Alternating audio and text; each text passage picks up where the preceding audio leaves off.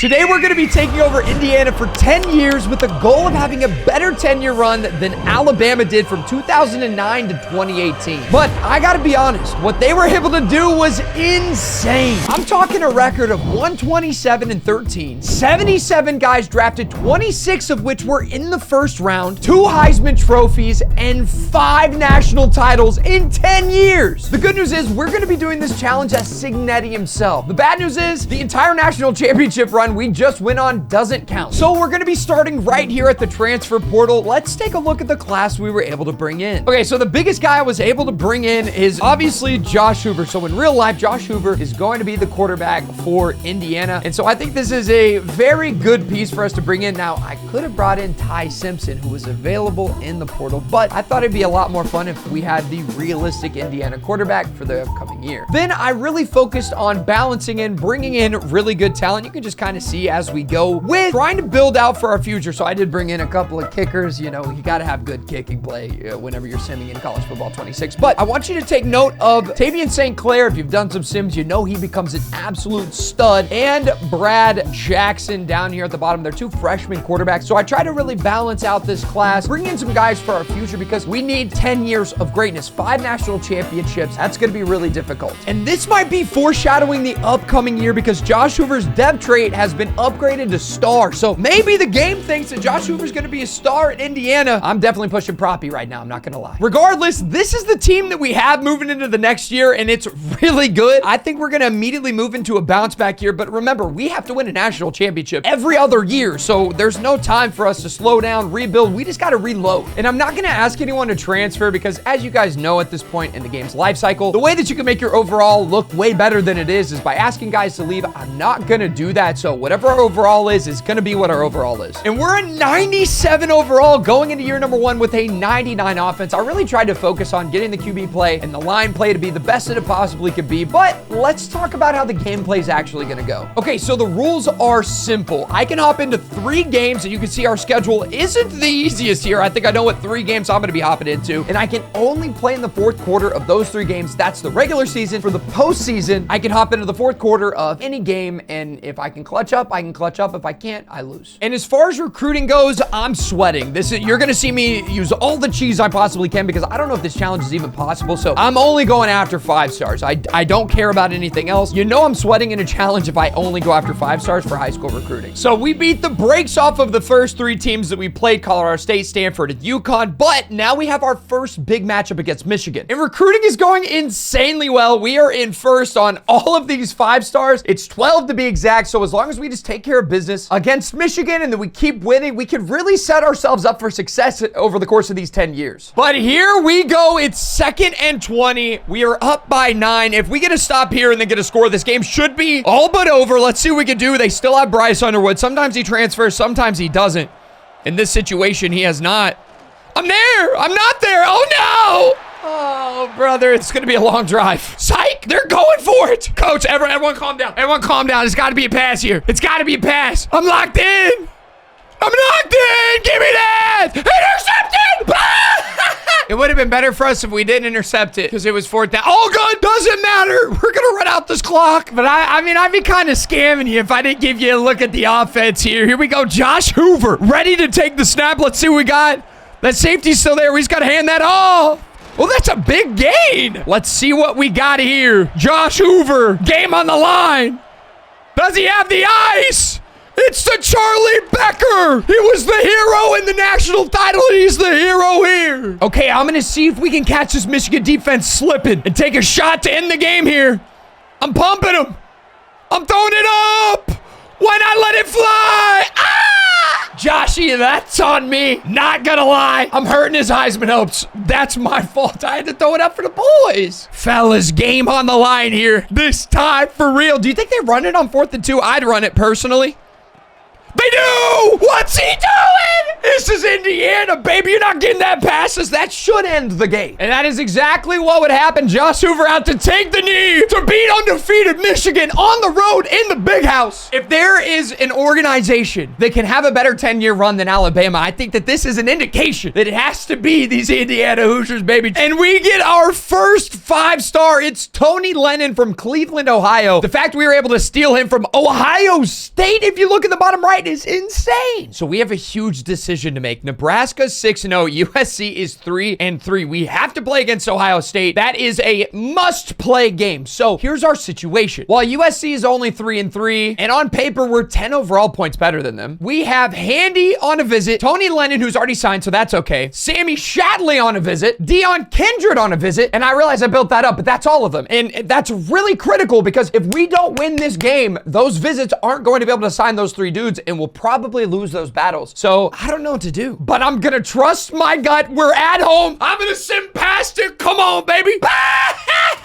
Handy signs. That is a gem quarterback dual threat, by the way. So does Kindred. That means that we must have won that game. Bang! 7-0. Let's go. Oh, I'm coming for you, Nikki. Could have phrased that a little bit better. Keon Sabb, the pride of, I believe, Alabama. 2 interceptions of the game against USC. That's exactly what we needed. And of course, Nebraska wound up losing a game. I thought I was big branding it. Nebraska's probably just sorry and they looked good because of an easy schedule. And I decided to hop into the game against Nebraska, obviously, but they didn't need me at all. We won 27-17 and we're going to move on to the game against Ohio State. And we've landed Antonio Mahoney, and I really like that guy's name, but unfortunately, we've lost Trent McCoon to LSU, even though he's visiting this week. Sad. I probably should have scheduled him a little bit earlier. I literally cannot stress to you enough how big this week is for us. Okay, so look at all of these guys. They're just about ready to commit. We have a lot of guys that already committed, but Sean Elkins, excuse me, down here at the bottom, it's a week 12 visit. That's us. That's this week. We can pass Florida. We can pass Auburn. We can sign 11 5-stars here, number 1. It's all good. I'm not panicking. You're panicking because Indiana, Ohio State, they're 9-1. We're 10-0. 4 versus 6. We're at home. This is the biggest game of the year. And this is probably the closest game you're going to see all year. Unless we can blow it open. Okay, wow. We got to hop out there. Ball on the 26, 14-21. This is absolute cinema. Wow, Julian Super Saiyan is back. He didn't transfer. He didn't go to the league. Here we go.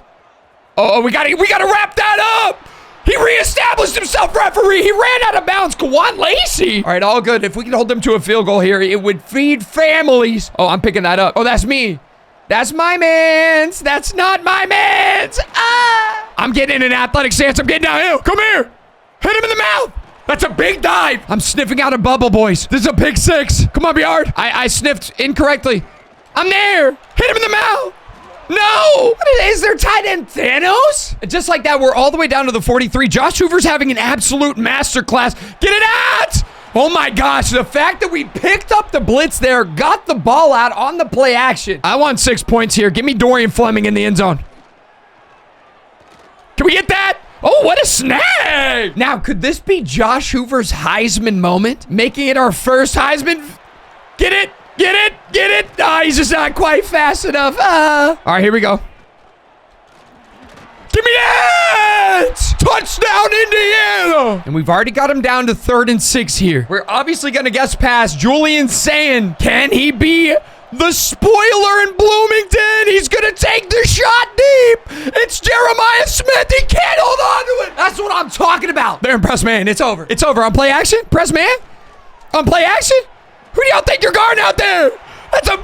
Yeah, this one's just about over. I'm not going to lie to you. We got all the momentum. Yeah, the dominance is just getting started, though, baby. We got a lot of video left. And there it is. Jamie Sauer signs of the team. Brandon Titus signs of the team. And we're in a recruiting battle with Florida, but we did take the lead. Look at the bottom right. That's a big lead. We're going to get all of them. We're going to get all the 5-stars in year number 1 that we possibly could ask for. This team is perfectly set up, but we're 2nd in the Big Ten at 11-0. Who's in front of us? Wow, Penn State is back. Go ahead then, Matt Campbell. Oh my goodness. What an absolute barn burner that Big Ten championship is about to be. And there's Sean Elkins. We wound up doing it, baby. The comeback is insane. And Penn State did get the job done, so we're going to be playing against them in the Big Ten championship. This is fascinating. We have 4, 5, 6 undefeated teams in college football right now. I imagine a lot of these teams are going to be playing against each other, like we're playing against Penn State. I imagine Georgia and Auburn are playing against each other. Texas Tech is playing against somebody in the Big 12. Arkansas State playing against Appalachian State. This is a very interesting college football season. I haven't seen this many undefeated teams in college football 26. Fellas, the boys don't need me at all. I mean, Penn State's getting the absolute belt right now, 24-0. And they would get a consolation touchdown, try to go for 2. 24-6 is your final in the Big Ten championship. That's back-to-back for the boys out in Bloomington, man. It means something to me, man. Okay, so I've been fighting the urge to check any awards, so you and I are going to watch this together and see if the Hoosiers get any representation in any awards here, okay? We are the number 2 seed in the bracket, which I think is a little bit suspicious, but remember, Auburn, Georgia were also undefeated, so SEC bias is real. That was anticlimactic. I'm yapping and the Heisman pops up. Do we need to get anything else? Keon Sat, that's what I'm talking about there, baby.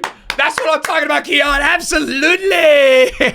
A Thorpe Award for the boys. We'll take that. And since we've earned ourselves a bye week, let's take National Signing Day and look at our dev traits for our 11 signed 5 stars. Marquez, star. All right, explain this to me. He's the number 1 player in the country. 5-star gem. Star dev?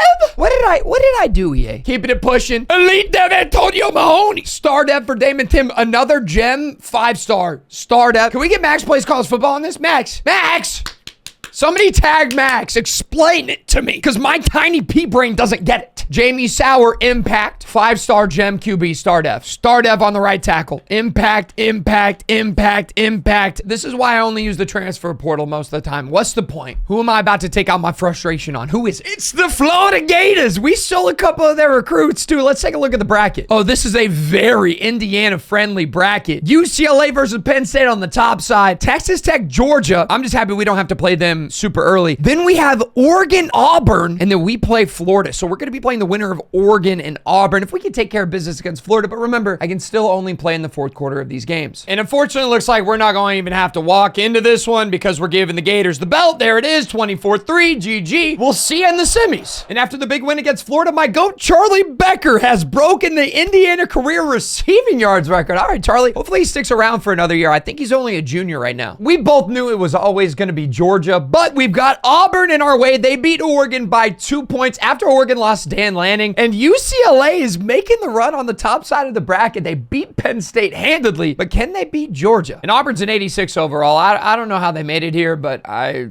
don't think that this is going to be that big of a challenge. Yeah, these Auburn cats are sorry. It's not even halftime yet, and it's 28-3. Oh, 28-10. Oh, 28-17. 35-17. Yeah. There's no reason to even hop into this one. Even if they score here, it don't matter. I'm pretty sure Arch Manning is the Auburn quarterback, though, so we'll have to check that real quick. Yeah, it's not SEC bias. It's Arch Manning bias, and I get it. He's got aura. I can't lie. Now, I got to ask the question as we load up into this next week. If we draw UCLA in this natty, is it a Mickey Mouse ring? Does it matter if it's a Mickey Mouse ring? I don't think so. And if we all look back on it at the end of the day, I don't remember who Alabama beat for some of those 5 rings. It might be Mickey Mouse. We might, listen, it might be a Mickey Mouse natty. If I don't have to hop in the 4th quarter, is it like a double Mickey Mouse? You know what I mean? Is it Mickey and Minnie Mouse ring? I don't know. They beat Georgia by a field goal for an all Big Ten natty. Big Ten might be better than the SEC. I said it. I went to an SEC school, but the game can't lie, right? I mean, the game is always 100% correct. I'm so tempted to just sit and pass it and see what happens, but I'm not going to do that. They're an 82 overall. I'll say it for you. It's a Mickey Mouse chip, man. But even a Mickey Mouse chip must be earned, apparently. We're only up by 1 score. Nico Iamaleava is back deep.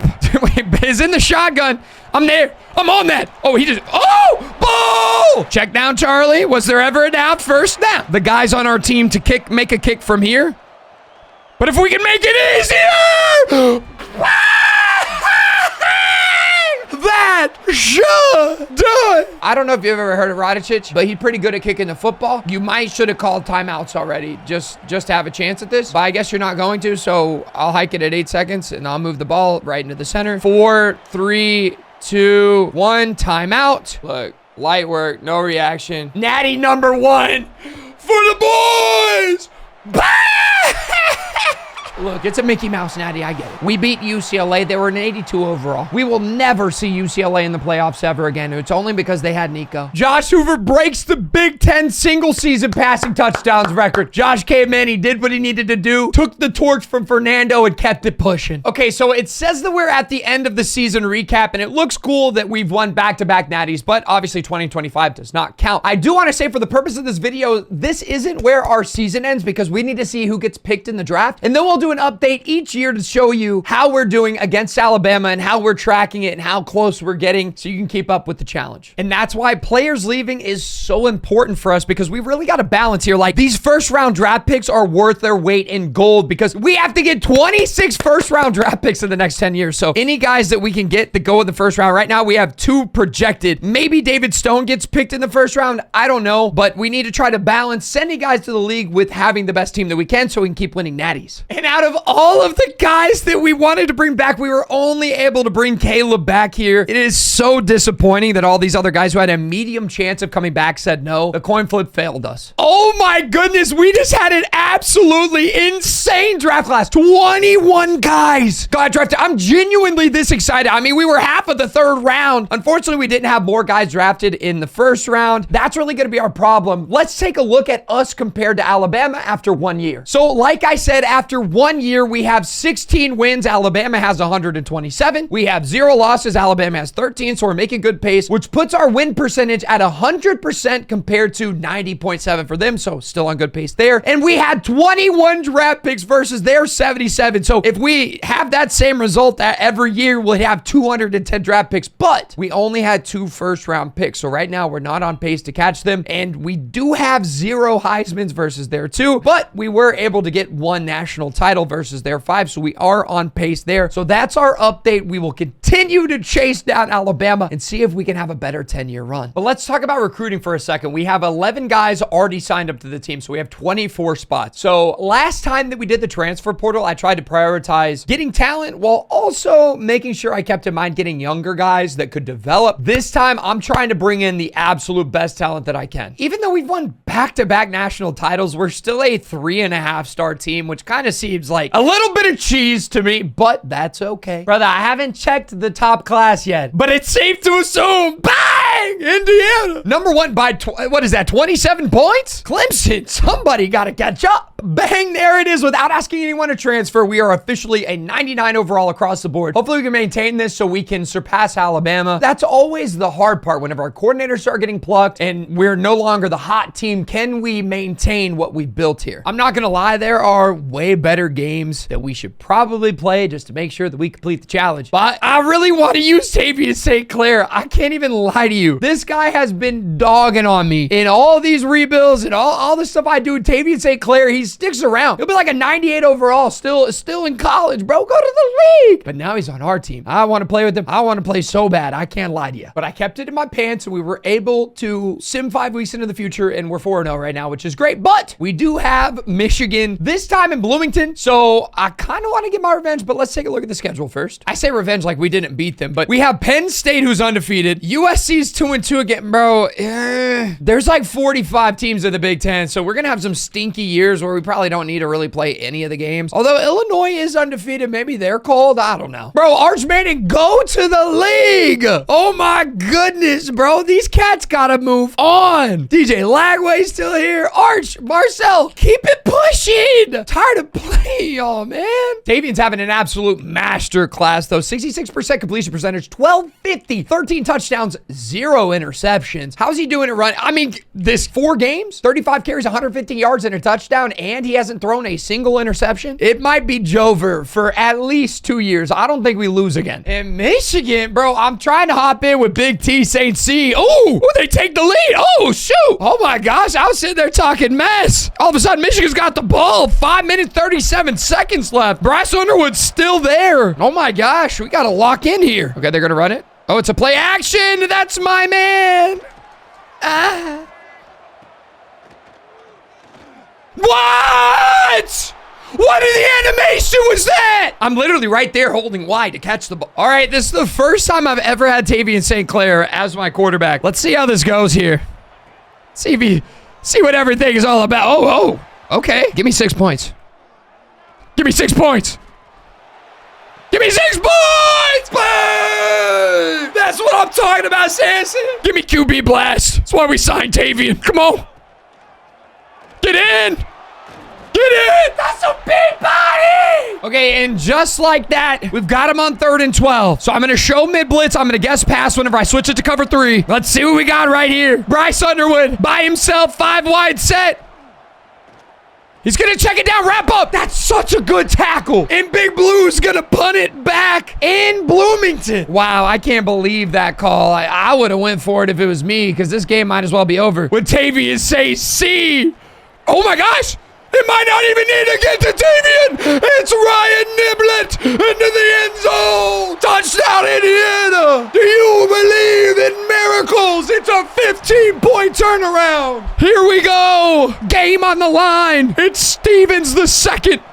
Oh, I'm on that. Oh, he's going to take the shot. Give me that. User perfect timing. And I'm cutting in, I'm cutting out. Go, come here. I'm going to run the clock out. We're going to win the game 35-28. We haven't lost a game in 37 games. 16-0, 16-0, and now we're 5-0. This is actually insane. I don't know how long we can keep this up, but it feels good. Also, the final score wound up being 35-38. I don't want to talk about it. And this is easily the biggest game we're going to play in the regular season this year. Undefeated Penn State in Bloomington, and we have 4 guys visiting this week. It is critical that we beat Penn State. Wow, this is the first time we've been put in this position. 14-24. We're down by 10 to start this 4th quarter. Gonna have to make some things happen on the first play here. I'm looking for that fade. I'm not gonna get it. I'm gonna take the check down. And that's an easy first down. Tavian St. Clair's throwing 2 picks today. Send Sampson. I like McCoy. If they send the heat here, we might be cooked. Oh, there it is. It's Sampson. He's got some room. He's got a step. And he's got 6 points for the Hoosiers. Here we go. 3rd and 7. So I always show blitz, and then I audible into cover 3 sky, and then I'm going to guess pass. This normally works for me on defense. Let's see if we can get it done here. He get as he throws. 4th and 7. We get the stop. Oh, by the way, they blocked our extra point. I didn't miss it. Insane. I knew as soon as the kicker stopped moving that it was about to get blocked, and it did. We've returned a punt before. We got to keep that camera rolling, baby. Oh, hold on now. Niblett's going to get us down to the 48. That's not that bad of a return. Here we go. We need somebody to get open. Work for me, fellas. Work for me, fellas. Work for me, fella. It's an arm punt. It was simply an arm punt the whole time. It was always the game plan. It was an arm punt. Goal line 6-2. You want to be Stevens here. And I'm going to get up in their grill right here. And watch this. Watch this. We get the stop. 4th and 1. I don't know if they want us to win or if they want us to lose, but I'm going to start chewing down that clock. Normally, I don't like that decision. And I know you're probably like, why are you running the same play over and over and over and over and over again? Well, because whenever you do something like that, it sets you up for something like this. It's Tavian St. C. Can anyone catch him? Woo, down at the 2. That is a big rush for the boys. It's so fun. Give me that. Indiana takes the lead. Okay, we can put this game away right here. I'm going to go 5 wide, all go. I'm not going to lie, I just tried a QB blast and it did not work. But I think this is gonna. Give him a little move. Oh, there it is. Cut up. First down. Indiana wins the football game. Oh my gosh. Tavian just went off against Minnesota. 465 yards, 6 touchdowns. This not only is the quarterback of the future, hopefully a future Heisman winner, but clearly the quarterback of the now. Okay, so I'm not here to talk to you about this game against Michigan State, even though they are 5-3, which is respectable. I'm here because we just got enough points to unlock CEO. That is huge because every time we win a playoff game now, we get 12,500 bonus XP. Also, we need to work towards lasting impression. That's an additional interest for every 10 hours spent. That is going to be a huge needle mover for us getting guys in the portal, getting the 5 stars. We have a good system going right now, but this will take us to the next level. This is not real life. Wait. Oh my gosh, I simmed to week 15 because I thought we were good, so we still made the Big Ten championship game, but what happened? Who did we lose to? We lost to Iowa. I thought 5-7 USC would be the team. Iowa? Oh my, we had 90 more yards of offense than they did. They just scored 14 points in the 4th quarter to beat us at home. There goes the winning streak, but you know what? It's not about how hard you can hit. It's about how hard you can get it and keep it. Show me the conference standings. Let's see what wound up happening because we're cool. So Washington wound up going 9-0. I wonder who they have on their team because last year they were absolutely atrocious. Also, I do enjoy looking at the team stats every once in a while. You can see we have like a top 15 offense. Not even, ooh, what's wrong with our defense? A top 20 defense, it looks like. Top 20 conversions, not good in the red zone, pretty decent in penalties, not up there in turnovers. I feel like a 3-3-5 would serve us better rather than a 4-2-5, but I'm going to keep Signetti's stuff in place because it's obviously working in real life. And on paper, we are way better than Washington, so hopefully this one's a pretty quick game. Yeah, Washington has become field goal merchants. I don't think we're going to have to hop into this one, to be honest. 31-16. Even if they score here, this one's completely over. We double their score, and we're going to be back-to-back Big Ten champions. I think that we'll wind up with more conference championships than Alabama had, but I'm not really tracking that because there are way more difficult things that Alabama was able to accomplish. So we're looking ahead to that natty. So we don't get a first round bye. We are the 6th seed. And normally I'd go, oh, but that's no big deal. But we've got Michigan again. And if you don't remember, they had the lead on us in the 4th quarter earlier in the year. But if we beat Michigan, we do get to play BYU and then either Penn State, Auburn, or Duke. So kind of a Mickey Mouse side of the bracket again. And Tavian St. Goat had a pretty decent year. 41 touchdowns, 7 interceptions, 3,900 yards through the air. How'd he do running? 383, 7 touchdowns. I'm not sure if he's going to be up for the Heisman or anything, but he has another 2 years of development. Normally he winds up staying, so maybe we could convince him to do that. But I would say this is a very good year for our young quarterback. Eli Holstein winds up winning the Heisman. It doesn't look like he has that much better stats than Tavian, so it's no surprise to see that he was actually 5th for the Heisman. Now, this class wasn't as impressive as our other classes. Unfortunately, I kind of dropped the ball, but our right edge has elite dev on Dubes, star dev on Dominic Dowling, and then elite dev on Greg Waiters. That's crazy. And we're still waiting on, oh no, Shakir Daniels. I guess they just showed us that he's an impact, which is sure, I guess. But we lost some of the other guys, but I don't love bringing in too many 5-stars or too many guys from high school in general. I would prefer to bring guys in from the portal so we can develop them. And as we get deeper into the video, I want to kind of talk to you for a second and explain why I'm doing it like this. I don't like playing the moments as much as I like simming to the 4th quarter because sometimes there are going to be comebacks I just can't make. Like if we're down by 25 going into the 4th quarter, like there's nothing I can do. And so I think that makes it a lot more fun that sim is pretty heavily involved in these games. Because in theory, it's like, well, okay, well, are you ever going to lose? And yeah, we really can lose, especially if I throw a stupid interception or make some mistake in the gameplay. So that's why I really like doing it like this. I saw Bordeaux do it. I got to give him credit. I really enjoyed how he had set that up. And so my goal is always to bring you guys the best content. So I got to give credit where credit's due. And we're beating the brakes off Michigan already, up by 2 scores. So probably just going to sim to the end of this one. It's Michigan. We've already beaten them once. Apparently it's hard to beat the same team twice. Whoa, hold on, Michigan. Hold on now. Hold on. This is getting interesting. 18-21. Oh my gosh. Wait, I actually have to hop in. Okay, let me put the headphones on. They're in our territory as well. Wow. This one is turned into a game, ladies and gentlemen. They're going to hand it off. Wrap up. That's a good wrap up tackle. 2nd and 6. Come on. There it is. It's a screen. Give me that. Ah! Oh my goodness. I see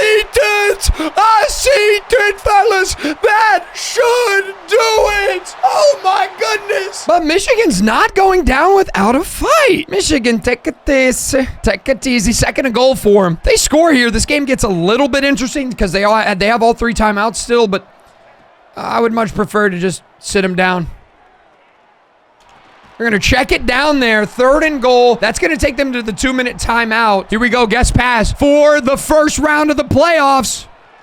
He's going to throw it to the end zone. He dropped it. What a big hit. All right, we get him to the end of the game. GG's. That'll be the round 1. We move on to play BYU. BYU's a 79 overall, and they're number 3 in the country. How does this happen? And this is always how it goes. BYU has us in a tie football game. 5 minutes and 48 seconds left of the 4th quarter. My whole game plan is going to be either to take this kickoff back to the house or run out the clock and kick a field goal and win because it doesn't matter how much we win by. Get out of the way, 19. All right, I'm going to run out the clock, and I'll jump cut to us kicking the field goal for the win. Okay, so I might have set this up the wrong way. I'm not going to lie. BYU has 2 timeouts at 2nd and goal, so we might actually have to score here. I know, what a shame.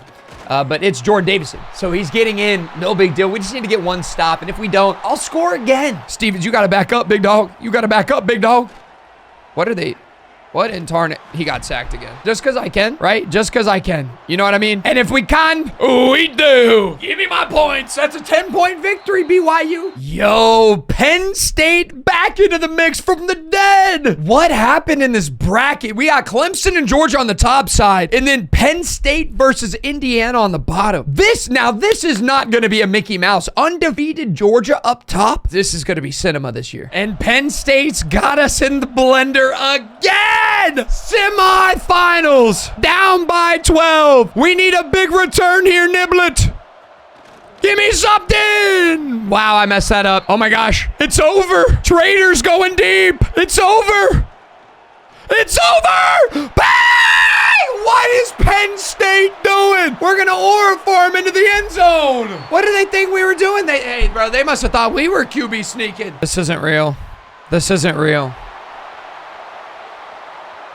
I've maybe had 2 kick returns on me ever in college football 26. The entire year. Making content, streaming, doing all the stuff. And it happens... Bro, I guess the game was like, listen, bro, we can't let you get away with that free touch. Everything's going to be okay. They're not running down the clock just yet, so everything's fine. Oh, my gosh, bro. Play action. I'm there. I'm there. I'm in fact not there. Oh, my gosh. Is it bad to be down by 19? Or I guess it's 18 right now. Maybe we block this. Block that kick. Oh, my gosh. 19 points. Oh, my gosh. It's 4th and 15. I didn't even realize that we were playing a dangerous game. Oh, my gosh. Oh, no. No hit as he throws. No. Oh, my gosh, boys. It's over. Fellas, it's cooked. Oh, and they're just going to run it in. Oh, they're running it up on us. Oh, well, there goes the natty streak. 50-24 is going to be your final. Penn State upsets us as the 10 seed in the playoffs. Fake Matt Campbell's going to go to his first national title game. You know, we can't win them all.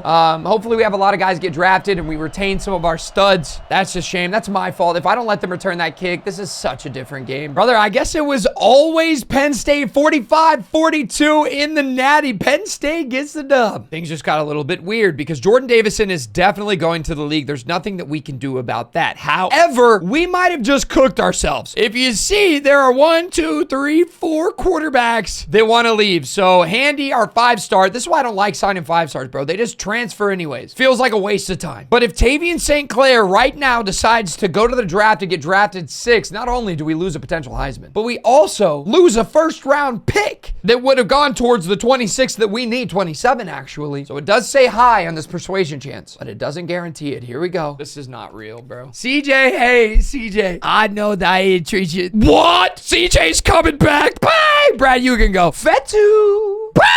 All right, we're good. So we had 13 guys go to the league this time, and it's time for us to update you on how we're doing. Okay, so 2 years in, we have 30 wins compared to Bama's 127, 2 losses compared to their 13, so we're still on pace. Our win percentage is 93.75 compared to their 90.7. We have 34 draft picks in 2 years to their 77, which is way better than theirs, but we only have 3 first-round draft picks compared to their 26, so we're behind there. And then we have 0 Heismans and only 1 national title. So if we want to get this done, we have to be way more locked in on getting high-level talent, not just winning games moving forward. The good news is we are finally up to a 4-star team, which it feels like we should be a 5-star team by now, but that's okay. I can be patient. And our school grades are way better than they used to be, which is why our recruiting strategy is really simple. I see Micah's back. He's the #1 player in the nation. And as we go through these guys, you'll notice that we have as many top 25 guys as humanly possible. And then that's just kind of the whole idea here, is to get as much talent as we possibly can. And then I have 2 younger guys here that hopefully will join our team and just be those elite dev guys that develop for us, and we have them for a couple of years, and then they go in the first round, hopefully. All right, so I might be hoeing a lot of other people in college football right now. I know it's not real, but it feels real. So I just signed Micah, and then I signed Cutter Boley, 2 top 5 quarterbacks on my team. We also have CJ Carr. One of them's going to play. 2 of them are going to sit there, but no one else has them. And that's how I'm looking at it, is I got 2 quarterbacks that could be winning a national championship that are going to turn into first-round picks for me, hopefully, but are also going to turn into guys who just can't play against me. And that kind of is a theme that you'll see as we move throughout this. I just started picking up the best talent. Like, whenever we got down to the bottom here, we didn't get Josh Tolson, whatever, but we do wind up getting Kingston Jones and Mazio Bennett Jr. because I was like, bro, if no one else is going to pick him up, I'll pick him up. They didn't have any offers, so I was like, fine, I'll offer them. So we wind up with the #1 class in the country, again, by 2 points. Feels good. And last year, our biggest problem was corner. We fixed our corner problem. Look at how fast our 3 starters are going to be. I don't know if Byron's going to wind wind up jumping over anyone, but we have a lot of corners, and we have a lot of depth at corner. You see an elite depth guy down here. That's Demetrius Dubes. That's one of our 5-star freshmen. Hopefully he sticks around. He likes brand exposure, so he'll probably wind up staying. And the rest of our secondary is pretty decent, but we could probably have done better, to be honest. Let's take a look at the team. This feels like a big year. Can we bounce back? Elite! Okay, Nichols up to elite depth. Can we bounce back after losing in the semifinals last year? This is the first time we've lost in quite some time. Okay, I've decided to make up a new rule to keep things interesting. From here on out, during the regular season, I cannot play a single game. I can only play in the postseason. The team is too good now.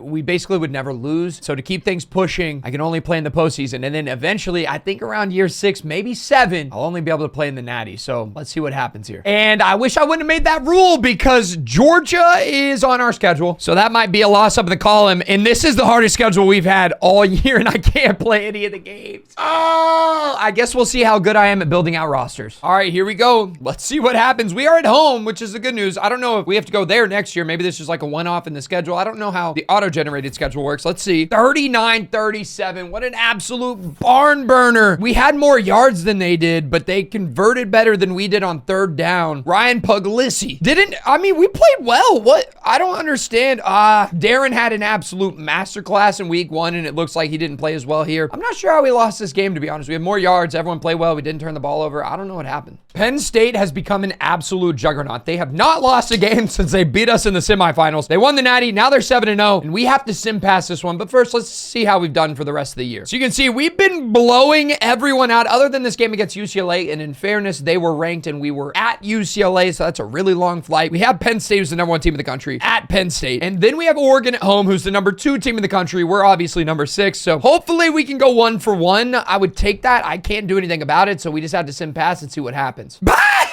We beat Penn State. We got our lick back. Let's take a look. 34-29. Walk into your trap. Take over your trap. They scored 13 of their 29 points in the fourth quarter, too. Garbage time TDs, by the way. Insane. Let's take a look around the league as well. In terms of the Heisman watch. Ooh, Micah. He could be our first Heisman winner. That would be electric. And then as a team, let's take a look. I have no idea how we're doing. #3 in offense. Not in the top 10 in defense. Not in the top 10 in conversions. Not good at red zone. Good with penalties. And then #3 for turnovers. Not bad. We will take that. And Oregon's fall off needs to be studied. 7-2. Last time I checked, you were #2 in the country. What are we talking about? Sim past these cats. I'm sure there's no way my arrogance is going to cause us to lose. No chance we just lost.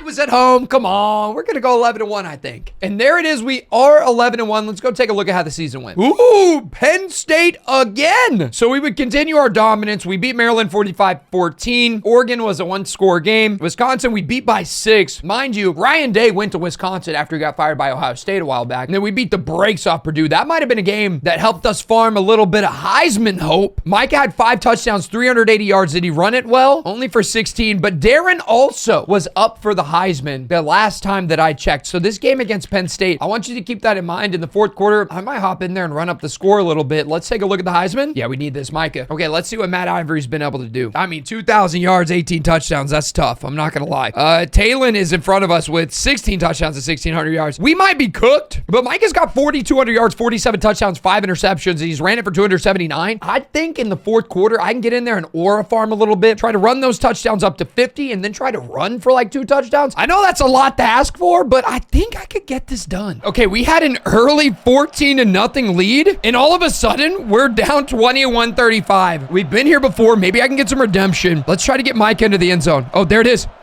Get in. Okay, that's okay. Let's go fast here. He's thrown 3 picks, so he's not winning the Heisman. It literally doesn't matter what we do. He's thrown 3 touchdowns and 3 interceptions. Like, this is cooked. Okay. Let's just try to get the win then. Okay, here we go. 3rd and 5. It's a 5-wide set. Gotta guess pass here. Oh my goodness. This is actually so critical that we get a stop. Hit him in the mouth. I intercepted. Go, go, go, go, go. Absolutely. Let's go, baby. That is huge. Ball at the 40 now. We can score quick here, get the 2-point conversion, and keep stuff pushing. Let's keep this rolling because I'm going to score now. Give me LeBron Bond over the top. No Smiley on that post. Oh, I'm stepping up. Oh, I'm stepping up. Make him. Yes, sir. Check down, Charlie. Bringing somebody in. Come on, Blount. Give me something, Blount. Yeah. We're rolling out to the left. What's this cat about to do? Spin move did not work. Here we go. Go fast. Go fast. Yep. There it is, Micah. There it is, Micah. Yep. Roll, roll, roll, roll. Get you into the end zone, son. Oh, my gosh. This is so nerve-wracking. Come on, baby. Got to get the stop. He's going to take the shot? What's he doing? What's he doing? It's no good. And we have 3 minutes. Oh, my gosh. Get a stop, score again? Maybe win the Heisman? What are we thinking? Oh, yeah. Oh, yeah. Now, we are in field goal range, like, already. This game isn't over because we have more aspirations for it. Oh, yeah. Oh, that's a dot. He got in. I wanted the rushing touchdown. I mean, okay, there's no way, right? Stay with me. There's no way that I get the ball back and then, like, throw an interception and lose because I was trying to score again, right? Like, that's not even possible. Give me that! Give me that! Yo. We low-key, we could farm here. I know how crazy this sounds. I don't care. I don't think they're going to see this coming. They're not! They're not! Get it!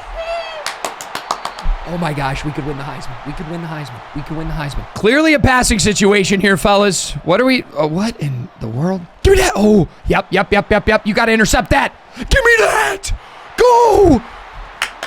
All right, we have 79 yards. 388 yards on the game. If he throws this touchdown here, he'll throw for 400. This is huge. For the boys. What? We need an interception here. We need an interception. Okay, well, that's fine. They can score. It doesn't matter. The question is, are they going to onside it, or are they going to give us the distance of the field to go and score with 23 seconds left? We do have one timeout left. Let's see what the coach is. Okay, coach thinks that they're going to, okay, they're onsiding it. I'm going to have to take a timeout. But we could give Micah one more score. I can feel it. I can taste it. Oh, there it is. Oh, there it is. What a dot! Go, get in!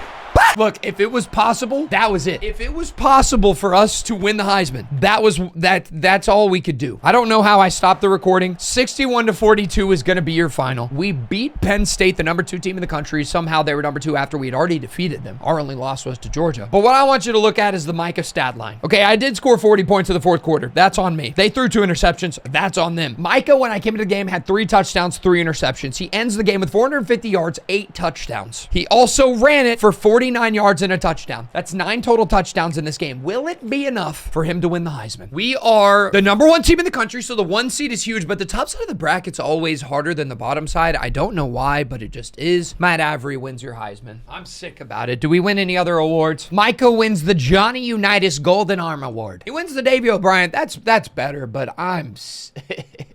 Josh Moore wins the Mackey. Jay Jones wins the Remington. Here we go. Early National Signing Day. We were able to sign a lot of guys. So we're going to go fast. Star, elite, don't know, elite, star, impact. So this guy was a bust, but I want you to look at this quote unquote bust. He had 94 hit power, 90 strength, 83 tackle. He has impact depth. He already has platinum workhorse. I don't know about the gem and the bust system, to be honest right now, but elite, star, elite, impact, star, elite, normal. What an absolute haul. Out of the 16 guys that we were able to get, very good. And here's the bracket. We have the winner of USC and North Carolina, and we're probably going to wind up playing Penn State in the semis again, which is annoying. It'll be either Penn State or Texas if we can get past the winner of USC, North Carolina, but this is the whole bracket. OSU beats Georgia to move on to play Clemson. Lincoln Riley's the head coach of OSU right now. I'm sure that'll change after that big win. And then Duke versus Miami on the bottom side. We're obviously playing USC.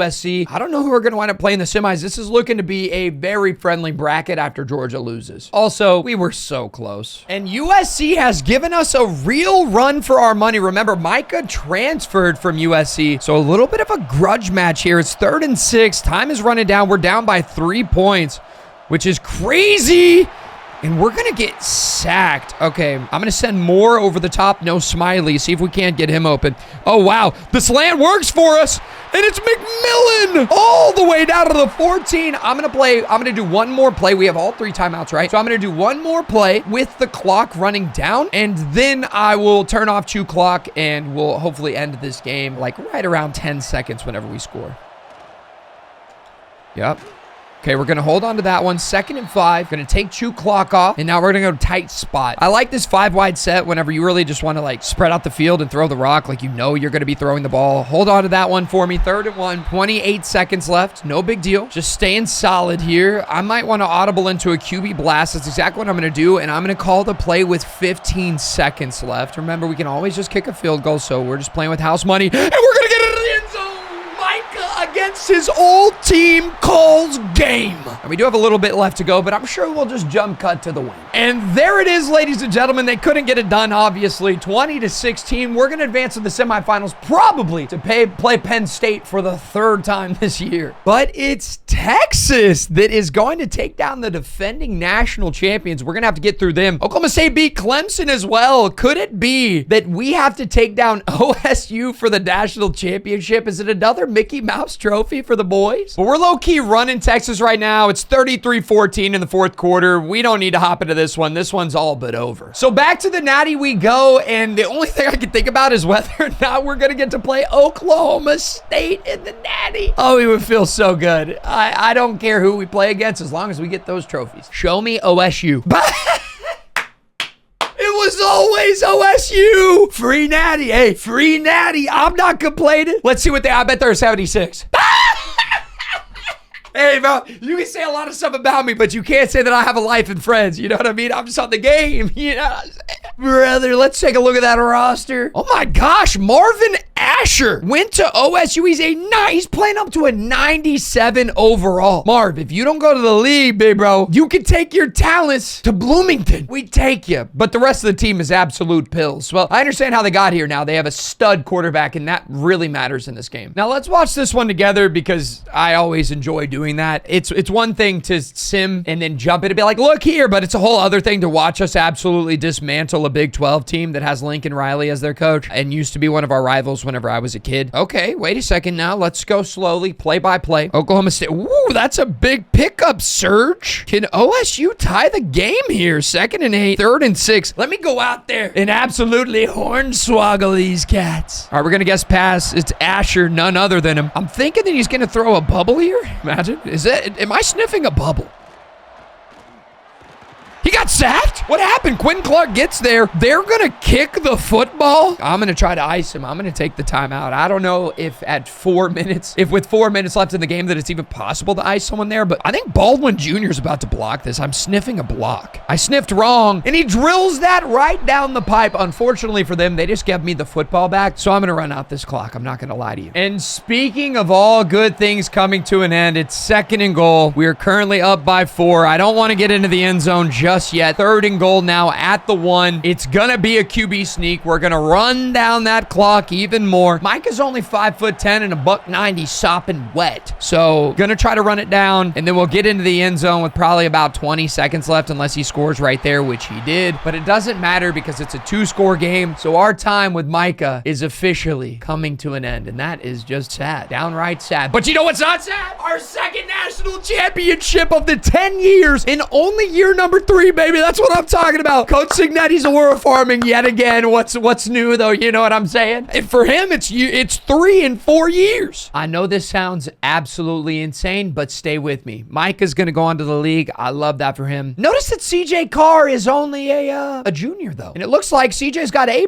playing time. I cannot believe it worked out like this for us. But again, this is where things start to get tricky. As we move into players leaving, we have to try to balance bringing back our studs and letting people go. CJ, you're not built like that. CJ, listen to me. I just made this whole big ordeal. CJ, all right, we're going to start with Josh Petty. Joshua, you do not want to leave. Told you. CJ, my brother, I love you. Come on, CJ. Oh, it all works out. It all works itself out, baby. Hey, we got 2 first-round picks already locked in. Love that for us. I'm going to ask these other guys to say, and I'll let you know. So we were able to bring back Damon Timms, which is a big deal because he's a star dev right edge. Now, I don't even know what to say anymore. Look at how crazy our draft class is. Yet again, 2 more first-rounders, and let's get a full update on how this year just went. So through 3 years, we've been able to get 45 wins. Alabama at 127. We have 3 total losses, which is honestly insane. Our win percentage is 93.75. We have 49 total draft picks in only 3 years, so we should beat them there as time goes on. We've had 5 first-round picks, and that is very concerning. We are not on pace there. We have 0 Heisman trophies, but that could be shored up real quick. And we already have 2 national titles. We need 6 to beat them, so we're doing pretty good so far. But it is critical that we continue to recruit well. We do have a lot of 5-stars coming in, which is great. The problem is they're not really going to help us out this next year, so this transfer portal is critical. And we literally just had the best recruiting class I've ever had in this game because of one reason, and I'll show you that in a second. But first off, I got to show you the class. We had 17 5-stars, a 274.5 point score. We signed all 35 guys that we were after. So obviously these were our freshman guys, but you'll notice right here, this is #1 player in the nation, Mason Henschel. Hopefully I'm saying that right. Maybe Heinschel. I'm not good with the names if you can't tell. The point is he was #1 in the nation. He was a 5-star. Everybody wanted him. I got him. You might be mad for CJ Carr. Listen, dog eat dog, baby. I gotta go get the best talent. Ohio State, Penn State, Texas, they all wanted this cat. I had to go get him. We were #1, #2. We got all of these guys because of, well, one reason. And it's arguably, I would say, the most important or second most important upgrade that you can get as a coach. It is more the merrier. Increase the number of players who can visit in a week to 8. So whenever I put Mason in a visit, I could put left tackle, left guard, right tackle, wide receiver, tight end. You put everybody in there with him, and he's getting a perfect visit. He's signing week #2 for us. You combine that with lasting impression and then senior superlatives, and we're going to have the greatest team ever, and we're only going to keep getting better because the rich get richer. We are only level 65. That means I have 35 more points to go. That means 350 total points that I can put into my coaching tree, so we're just going to get better and better and better. And this is not good for CJ Carr. Mason has had his depth trait upgraded to star. Let's see what we got here. Oh, Mason's a 97. Oh, it's CJ Carr fans everywhere. Go quiet. Oh, brother. CJ low-key might wind up as a 1st or 2nd round pick and not even play. I have just kept CJ princess in the castle on this team. That is insane. Let's go through really quickly. Greg Barco is another guy that we just signed. He's an elite dev guy. Joel Roundtree is a star dev guy. We got a 92-91 2-headed dragon at running back. Wide receiver. I mean, does it get any better than what we've got here? I don't know. Tight end looks good. Left tackle, left guard, center. Oh my gosh. Right guard, we're stacked. Right tackle, we look good. Mind you, this guy's a sophomore. Left edge, 92 overall. Right edge, only an 88, which is surprising because this freshman has elite dev. Defensive tackle, 93 overall. Good lord. 80 overall, Jaw Adai. 88 overall, Niles Longo. Manny Stevens up to a 93. He's elite dev. He's 91 speed. I'd like to see him get better as the year goes on. Hopefully he gets drafted in the 1st round. Corner, John Mitchell up to 99 speed. Our top 2 corners are absolutely insane. That +1 for rising seniors is crazy. Whenever you get that and things start looking the way that they look here, it's because you're able to upgrade everything just a little bit more for those rising guys, and this is what you wind up with. It's a super team, man. This year, our schedule is a lot easier. We got Ball State instead of Georgia, but we'll probably wind up going 10-2 somehow. I don't know how it's going to happen. We have the best team we've ever had, and we'll probably wind up not even making the playoffs. Who's going to tell the Heisman committee? I don't know if there is a Heisman committee. I guess just the voters. Who going to tell him CJ Carr not playing? Who going to tell him, bro? Who going to tell him? That's on me, CJ. I'm sorry. Somehow, after winning our first game, our championship contender dropped, but that's not what I'm interested in. What I'm interested in is how the team performed against a team like Ball State. We gave up 32 points? Wait, this game was low-key kind of close. We only won by 27 points, 24 points in the 4th quarter. We had 641 yards of total offense. Mason Heinschel had 409 passing yards, 2 touchdowns, 1 interception. That's very interesting to me. On the ground, Greg Barco, absolutely barking for the boys. That could have been phrased a little bit better. 7.6 yards, 3 touchdowns. That looks good. Let's take a look at the defense. I'm actually curious here. 4 TFLs out of Byron Avels. Only 1 sack. We have any interceptions? 1 interception. I'd like to see more out of this defense, I'm going to be honest. But like I said, I can't play any of the games, so we're going to have to sim through this and keep it pushing. We might have our first Heisman. I did not play against Temple. Mason Heischel had 9 touchdowns. I can't imagine some of those weren't on the ground, though. 77-0. We had 669 yards. All 9 touchdowns through the air. Have a day, Mace. We needed this for the Heisman. We needed this so bad. This has been one of the craziest 3-game starts that I've ever seen. So obviously we have to go to Happy Valley and play Penn State. I'm not excited about that. But what I am excited about is this Heisman watch right here, because you'll notice that we've completely fallen out of it. Whenever you see how we've been performing, you're going to be befuddled. We did just have a bye week, so that's probably why. Mason has 1,000 yards in 3 games, 15 touchdowns in 3 games, 1 interception, and he's also ran it for 125 yards and a touchdown. He is absolutely hooping. Okay, Penn State. I feel like it's us versus Penn State every single year. Here we go. We might have a lot of signatures here. Alex Garrison is the first one. Okay, we didn't get a lot. Bang! That's what I'm talking about. Absolutely. Cameron Halite is going to be Big Ten Offensive Player of the Week. 8 receptions, 148 yards, 3 touchdowns. Let's take a look at how the team played. That's what I am the most. 59-13?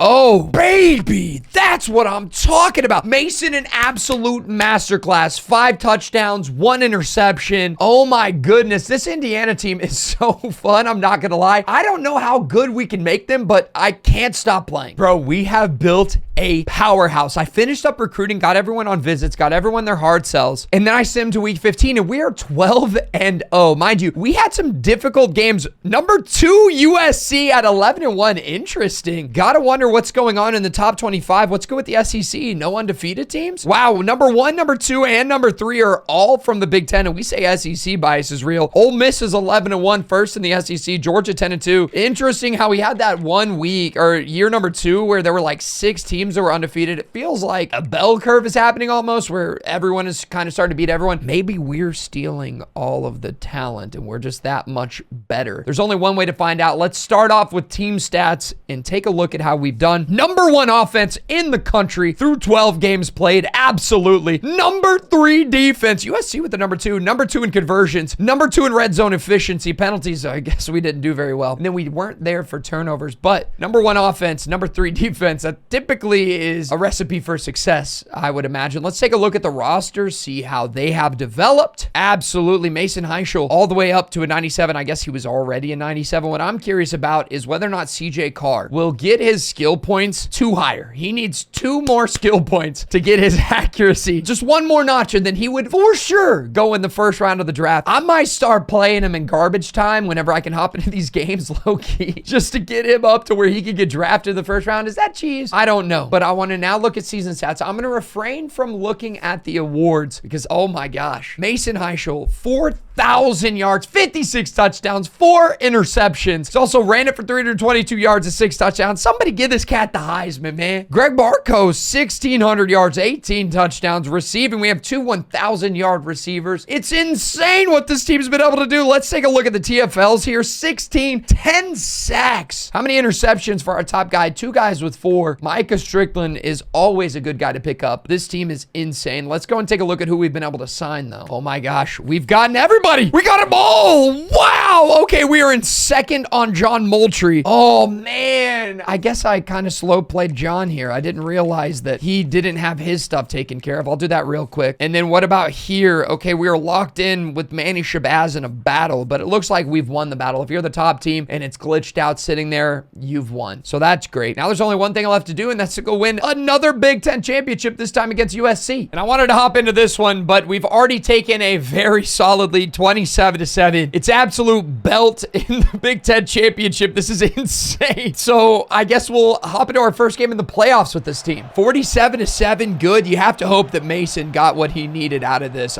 Like I said, I didn't check, so I don't know if he needed a big game to win the Heisman, but hopefully we get our first Heisman winner. Not the game that I think that he probably needed, I'll be honest. Maybe he ran it well? Nope, he didn't do that either. It might be cooked. That might have just lost us the Heisman. We had 416 yards to their 167. Our defense is so good. And I know this is going to sound crazy, but stay with me. I think Butch Jones and Luke Fickell are going to leave. Now, I'm not going to do this, but I think the wisest thing for us would be to fire both of them. I know that sounds crazy, but if they're going to take new jobs anyways, firing them would give us the best chance to get really good coaches that have already been fired before they can get hired by another team, but we'll see. And I real quick just wanted to show you guys how dominant we were this season. The closest game that we had all year was a 12-point win against UCLA. We beat Oregon by 24. We just beat USC by 40. Against Iowa, we won by 14. We just are so much better than everyone else. Will this be the year? Will it be the year, ladies and gentlemen? Come on, we're the number 1 seed, obviously. But did we win the Natty? The Heisman. Oh my gosh! You had 4,400 yards and 27 touchdowns. He better ran it for 1,000 or I'm going to lose it.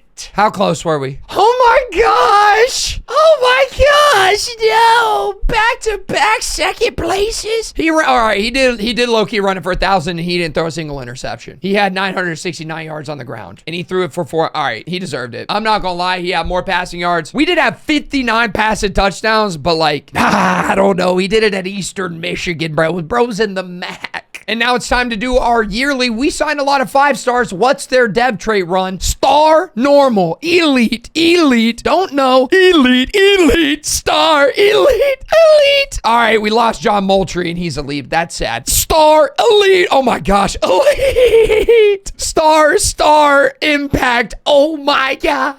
The rich just get richer, dude. And all respect to him, but Texas Tech in this game is just not it. So we basically have a bye in round number 2. Is that going to come back to bite me? No, dude. Our team is insane. Higher stat. They're both gone. I knew it. I seen it. I felt it. Let's see who's available. Oh, no. We're just getting worse. It doesn't matter who we sign. We're just getting worse. Like, see, Patrick Scully is a master motivator. The problem is we had a level 55 master motivator instead of 40. Cade Bell is enticing, though. He's a regular motivator, but he has talent developer. I kind of want a master motivator to keep guys from transferring out, but I think I'm going to go with Cade Bell. And then he's probably getting fired next year anyway, so I can get some elite head coach. And then I'm going to steal Don Martindale from Michigan. He's an architect, which is pretty good. He's a level 42, which is pretty good, but honestly, both those guys are getting fired, and I'm going after head coaches next year. But here is the bracket, and this time it is not friendly like the ones in the past have been. USC, Duke above us. We got to get through Texas Tech. Below us, Ole Miss, Georgia, Clemson, Ohio State. The Natty is going to be a barn burner. And as predicted, we give Tech the belt. It's 38-13. That's going to do it. And bro, you really got to feel for these guys because we beat USC 47-7 in the Big Ten championship game, and they're running into us again in the semifinals. But we will either be playing Georgia or Clemson. If we get Georgia, that's going to be a tough game. And USC held on for about as long as they could. They had a 6-7 in the first quarter, and the game's going to end 41-9. We're going to go back-to-back national championships after beating a team that probably just has the yips against us at this point. But who's it going to be? Show me Georgia. We want Georgia. It's going to be Clemson, bro. I can feel it in my soul. I knew it. Is beating Clemson Mickey Mouse after the year they just had? Whoa, hold on there a second. They put up 41 points on Georgia, who held Ole Miss to 7. So this might be a ball game. And for the boys, I'm starting CJ Carr. He deserves it. I got to give him one chance, man. All right, let's watch this one together because I want to see how CJ is doing in real time. We're going to be kicking off to Clemson. That doesn't really affect us too much unless we go down early. The defense is so good. CJ gets us 3. Oh, no. Oh, whoa. There you go, CJ. 21-10. Yo, 17-21. There you go, CJ. All right, so it's 27-24 now. It's the fourth quarter. I'm just going to see how the team does without me. I don't want to take CJ Carr's glory away. They punt it back. I gotta hop in as CJ, right? I mean, I really want to play as Mason Heischel. I'm not gonna lie. I'm just gonna keep saying his name differently, but I mean, we gotta see CJ out there. Come on,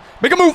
Oh my gosh, there you go. No way. I thought he had the burners. I thought he might turn that into a big one. CJ has 2 touchdowns and 3 interceptions. I think it's a really cool part of the game. The guys on the line just jump up there and bat the balls down. I think that's super cool. They're impressed, man. Somebody from this wide receiver core is gonna get open. I'm gonna be honest with you. Yep, there it is.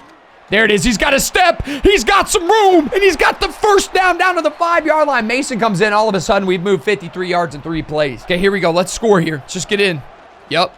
Let's just get in. Touchdown, Indiana. And the lead has been taken, and we get to see how the defense plays for the best team that we've ever had. I'm very excited. Clemson needs a touchdown to take the lead. I don't think they're going to get it. Regardless, though, it's going to be interesting. Let's see what we got here. Oh, yeah. This is going to be a fumble.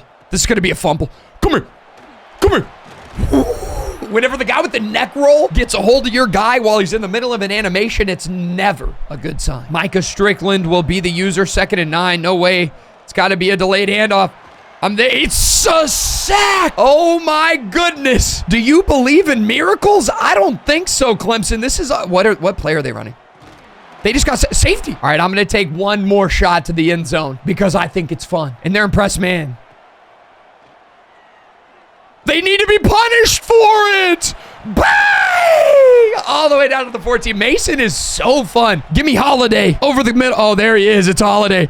I mean, you just see it sometimes when you play the game enough. You know what's about to happen. Touchdown, Indiana. Back-to-back natties for the boys. 41-27 is going to be your final, and we've won another one. That's 3 national titles in 4 years, and I feel like this team has that Alabama aura. The only question now is how far can we take this? Okay, so this is the first time we're having players leave without having 2 master motivators as our offensive and defensive coordinator, so I'm hoping we don't have... Oh, that is just about what I expected. All of our good guys are wanting to leave because of playing time, and that is very scary, including George Ebukam, who is an elite dev quarterback that we brought to the team. That is heartbreaking, but only having 5 or 6 of our freshmen leave out of the 15 that we brought, it's pretty decent. We'll see who we can bring back. So we have some good news and some bad news. The good news is we got 2 90+ overall guys to come back to the team and one of our elite dev edges. The bad news is everyone else is leaving. Our draft class was actually insane. 20 total guys. 1, 2, 3, 4, 5. 6 of them were in the first round. CJ Carr was right on the line too. Oh my gosh, wait. He had 10 skill points. Referee. Oh, he would have went up to a 95. That would have made him a first round pick. That's okay. Let's talk about how we're doing after 4 years. So after 4 years, we have 61 wins, 3 losses, and our win percentage is at 95.3. This is where things get interesting. We're at 69 draft picks total. So we're about to pass Alabama, which is great, but we only have 11 first round picks. So we're right on pace if we keep up what we did this year, but still could get a little bit dicey. Our problem is the challenge is a bust if we don't start winning Heisman trophies. We have 0 so far, and we're about to go into year number 5, so we need to win one this year, but we do have 3 national titles out of 4 years, so that's huge because we need to get 6, so we're right about on pace. So we once again were able to sign the #1 class in the country, and one of the things I think is the most interesting is Ben Boss. Okay, so this guy is the #1 player in the country out of the portal. He's a sophomore, and he is a 5-star as a sophomore, so I can't wait to see what his overall is going to be. Oh my gosh, he's a 92 overall. Let's see the skill caps. Okay, so he was a red-shirted sophomore, and he has some skill caps here that look good. Unfortunately, he's not going to be able to use that senior superlatives where he gets even better because of the +1 that he would get if he would have stuck around. He's definitely going to go to the league. He'll probably be a first-round pick, and that's a huge pickup. Let's look at the team after they've developed. And I think this roster low-key might be better than last year. 99 overall running back. Now, in fairness, he was a gadget wide receiver with 85 speed. He still has 85 speed. It's not great, but he's going to be a free first-round pick. Got to see it through. I had to do what needed to be done. But Fetsu Handy, remember, this is our first 5-star quarterback that we signed. He is up to a 91 overall, and if we can keep him around, he will be the quarterback of the future. He's obviously going to play this year, but I would like to see another year of his development because look at these skill caps, man. He's maxed out his quickness. I love that for him. He's a 90 speed guy. He's elusive. He can sling the pill. 99 throw power. I want to see those accuracies up to a 90. This guy could win the Heisman. I keep saying that. We need somebody to do it. And then looking through the rest of the team, wide receiver core is great. We have 2 90 overall tight ends. The line this is the best line we've ever had, period. The depth is insane. The defense is really good. It maybe isn't as high as our last couple, but you're seeing some of these elite guys that we had on the roster from picking up those 5 stars turn into elite guys. That's obviously what we're looking for here. And then even our kickers are in the 80s, high 80s. I also think the way that I'm going to do it, since we are up to a 4.5-star team, whenever we hit 5 stars, I'm no longer going to be able to hop into any games other than the national championship to just take this challenge to the next level in terms of difficulty. All right, week 1, we have Notre Dame. I haven't seen Notre Dame in a while in the CFP, so maybe they're going to be good. We have Ohio State and Michigan on the schedule this year, so a little bit more of a difficult schedule than previous years, but I still don't think it's going to be that big of a deal. But if we lose to Notre Dame, I guess we'll know. Okay, the battle for Indiana happens today. Notre Dame versus Indiana. We have to go to Notre Dame. They're only a 90 overall with an 86 offense, which is very surprising. I wonder if Marcus Freeman got fired or took a different job, but all I care about is whether or not we win. And we would. Somehow our championship contender is a B+, which makes no sense. We literally have a 94% Bud Elliott's blue chip ratio, which is a 4 or 5-star player on your team, and we're number 2 in the country. How are we a B+? Anyways, wow, we gave up 42 points to Notre Dame, but we scored 63 on 540 yards of total offense. Akeem Wayne had to step in. Maybe was Fetsu Handy having having a bad day? Wait a second. We might have a guy here in Akeem Wayne. He steps up, goes 17 for 23 touchdowns. We might have to play this cat. Fetu might have to take a seat. I hate that for him. Let's go look more into Akeem Wayne. Now, it says that Fetu is playing up to a 91 overall, and Akeem Wayne is only at an 88. However, Akeem's stuff looks very promising. He has very good skill caps. I think we might need to roll with Akeem after that performance. This kind of feels like a weird Tom Brady, Drew Bledsoe situation, but I'm going to change him. Sorry, Fetu, you were my first 5-star, but unfortunately, it's just not going to work out. Now, is Fetu upset? Absolutely. But did we also put up 631 yards of total offense against Kent State? Yeah, we did. Akeem Wayne, 6 touchdowns, 1 interception, 388 yards. And we also had Cameron Holiday run it for 204, 2 touchdowns. That is a pretty good game, Cam. Hey, it's all in a day's work. We changed out the quarterback, and all of a sudden, we're 12-0. And this was not an easy year. We have Ohio State in the Big Ten Championship, but I want to go through our schedule. So we had a lot of teams. Notre Dame wound up not being ranked, but Washington, when we played them, was a top 5 team. Ohio State, when we played them, was a top 5 team. We've got Ohio State again in the conference championship game. I do want to talk about how we beat Luke Fickell, the new head coach of Michigan, who used to be our defensive coordinator. And then our offensive coordinator, Butch, went to Iowa and went 5-7. He's probably going to get fired. So I wonder if I can get them both back. Regardless, I'm about to fire our coordinators. The team was also playing extremely well, especially considering the competition that we had. Number 4 offense, top 5 defense. Number 4 in conversions, red zone efficiency. I guess we weren't doing very well. And then turnovers, same situation as last year. But top 5 in offensive defense never hurts. And we're actually getting cheesed because Akeem Wayne's character hasn't realized that he's the starter yet. And he has a playing time deal breaker. So he might transfer after being our starter all year. The crazy part is Fetu Handy's mad that he's not playing either. So like clearly we're conscious that we're playing and not playing. So I don't know. But Cameron Holiday had an absolute masterclass, 1,600 yards, 18 touchdowns. This guy was a dog all year long. And right now, Cameron Holiday is our best hope to win the Heisman. I don't know what we need to do to get him this Heisman. Probably like 3 or 4 touchdowns because Frederick Chamberlain, he's having an absolute masterclass. 4,400 yards through the air, 37 touchdowns, 3 interceptions, 668 yards on the ground. I don't know if he has a conference championship game. He does against Tulane, so maybe he throws a couple of interceptions. We have a couple rushing touchdowns, and we win in the Heisman. So Ohio State's a 97 overall, and what I think is the most interesting about this team is Dabo Swinney is the head coach after Ryan Day got fired. I could never imagine Dabo going and coaching Ohio State. Regardless, this is most likely the last Big Ten championship game we're actually going to get to hop into because after this year, we should be a 5-star team. If we're not, I would be very surprised. And Ohio State's giving us the belt early. It's 21-0. We got to keep this kind of close so I can hop in and help us. Okay, 21-14. We'll take 24-14. Oh, this is ugly. I might have to full lock in, fellas. Okay, it's 3rd and goal. Coach wants, okay, I think coach thinks that they're QB sneaking. All right, we got to lock in. This looks like a QB sneak if I've ever seen one. Give me Longo. Let me get up on that line. Come on.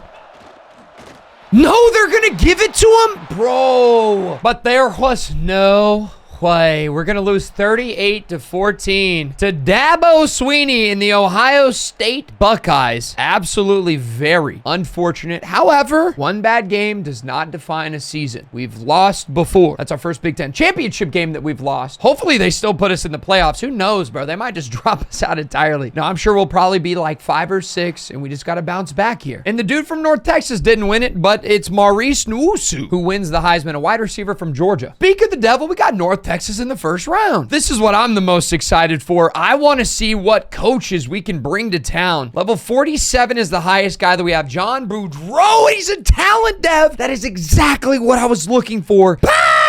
Johnny boy, come on down. All right, let's see what we got here for DC. Ooh, these are not good. John Butler and then Steven Belichick. If that name rings a bell, it's because it is Bill's son. These are not good options. I'm not gonna lie. Gonna have to wait a week, I think. But here is the bracket. If we win, we're gonna move on to play LSU. North Carolina is the #1 team in the country. Ohio State is the 8th seed after beating us. They only moved up 1 spot, which seems a little crazy, but they'll play North Carolina if they can beat Washington. And then alignment. OSU's back. They're playing against Texas Tech to go on to take on Clemson, and then Miami versus Oklahoma to play Georgia. And we beat the brakes off of North Texas. There was no reason to hop into this one. So John Boudreaux, which is the LSU offensive coordinator, just accepted the position to become our offensive coordinator, and we're playing them this round. We still do need to find a defensive coordinator, so let's hope that someone is in here that's new that we're actually interested in. Maybe Javon Witt. I think, if I remember right, he is a tactician. I'm not in love with these options yet again, so we'll just keep waiting. Maybe this week it'll be better. LSU is a 93 overall, and technically this is a road game, but it's at the Rose Bowl, so that shouldn't affect us too much. But just halfway through the game, we're up 27-0. LSU just doesn't have an answer for this high-powered Indiana Hoosier offense, and that's why I really focus on getting really good quarterbacks, really good wide receivers, and really good offensive linemen. Like, I prioritize that over the defense. I know that sounds crazy, but if you get a good line and a good quarterback, everything else kind of takes care of itself. I would prioritize QB as your first thing, line as the second thing, and then everything else. Wow, North Carolina took down Ohio State, and we will be taking them on in the Orange Bowl. Now, what's interesting about this is Hector Luna in this game is Bill Belichick, and as you'll see here, Hector Luna isn't there, it's Shill Wood. So Hector, I believe, moved on to Nebraska. He did indeed. So this isn't actually a Bill Belichick-led North Carolina. Actually, it's actually the year after he left North Carolina, and they're immediately in the semifinals. But please, please, please, please, please, new guys! Oh, it got worse. Oh, it got much worse. I guess Logan Toon is going to be our new defensive coordinator. My bad on that, fellas. And this North Carolina team has put up a crazy fight. In fact, they are up by 10 points right now. 7 minutes left in the fourth quarter. And we got to lock in here. We need a stop score and another score. It's 2nd and 9 here. I don't know how they're going to play this. I'm assuming they're going to run it, but there's only one way to find out, and that's to mess around. Okay, that is a handoff, and that is a... Oh, we stopped him. Okay, is that a bubble screen? It's, in fact, not a bubble screen. Give me that. I was there.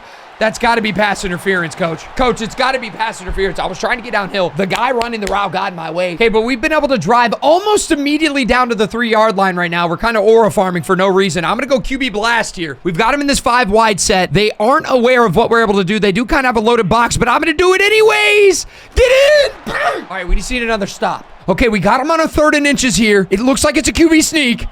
It is. Do we get him? Bang! We got him. 4th and inches. That's what I'm talking about, baby. Oh my gosh, that was such a gamble. If they run anything other than a QB sneak there, they have the easiest first down ever, or I have to burn a timeout. Oh my gosh, go, go, go, go, go, go. Cut up.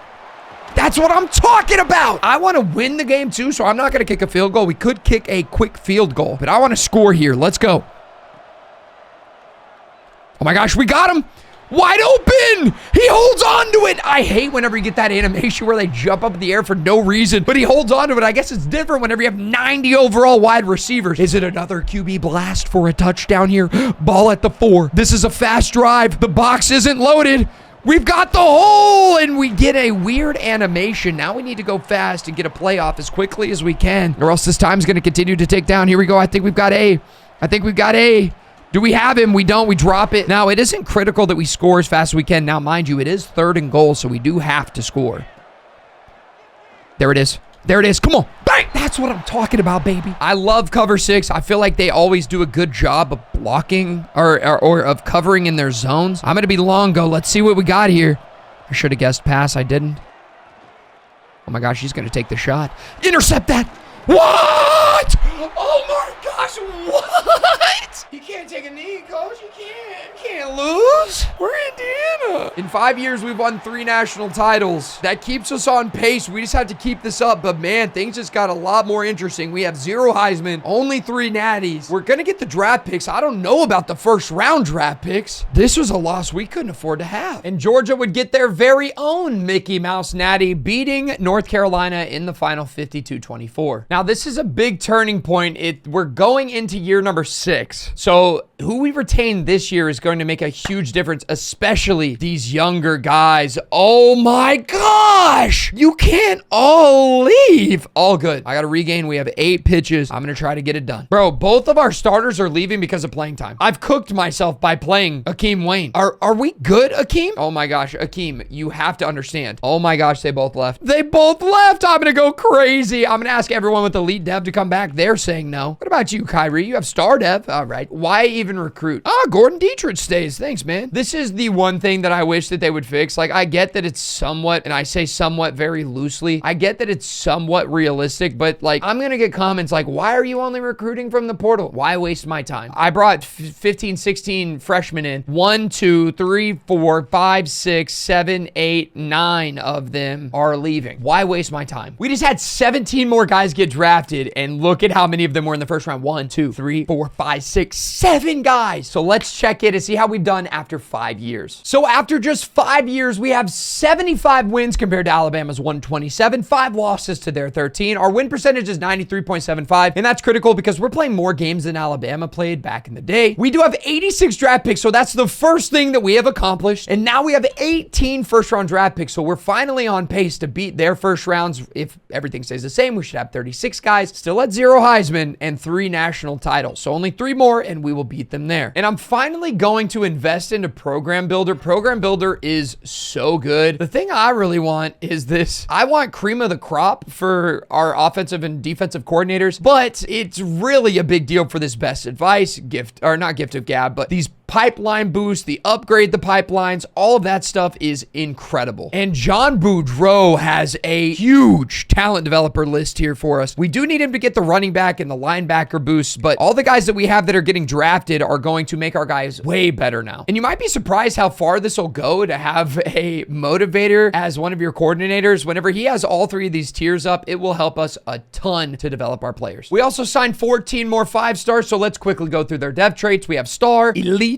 Impact, Normal, Impact, Impact, Elite, Impact, Elite, Elite, Impact, Elite, Star, and Star. Most of these guys are probably going to never play for us because they'll transfer anyways, but still kind of cool. And I do get one more season of getting to hop into the postseason because we're still a 4.5-star team because we didn't win the Natty. So we've got a little bit of drama in this recruiting class. You'll notice that the first guy on our board, or I guess we did sign the number 2 player in the country, number 4 player in the country. Notice that Fetu Handy is coming back to Indiana, but not only is Fetu Handy coming back to Indiana, so is Akeem Wayne. I think it was a classic give me more NIL money type of a play out of the boys, and you could just see who we were able to sign. This guy here, this is a classic playing time deal breaker. He'll be on the team come the beginning of the year, trust me. And it's really critical for us to get guys like that to develop our younger guys, because now that we have that talent developer perk, every guy that we send to the NFL gives us more skill points. And it's time for us to find out who is going to be the starting quarterback of the Hoosiers. Dang, the team looks insane. Who's it gonna be? Fetu Handy up to a 94. Darren Cleveland is up to an 87. That's our elite dev pocket passer. But somehow, some way, Akeem Wayne didn't get any better. How does that happen, man? Look at all of his accuracy. If they would have just spammed accuracy, he would have gotten so much better. But rather, they got his quickness up from an, what was he, an 80? They got it from an 81 to an 87. They burned all of his points. That is a shame. Well, Fetu, congratulations on being the starting quarterback of the Hoosiers. Let's take a look at his skill caps here. His accuracy is still horrible. His IQ is a lot better. His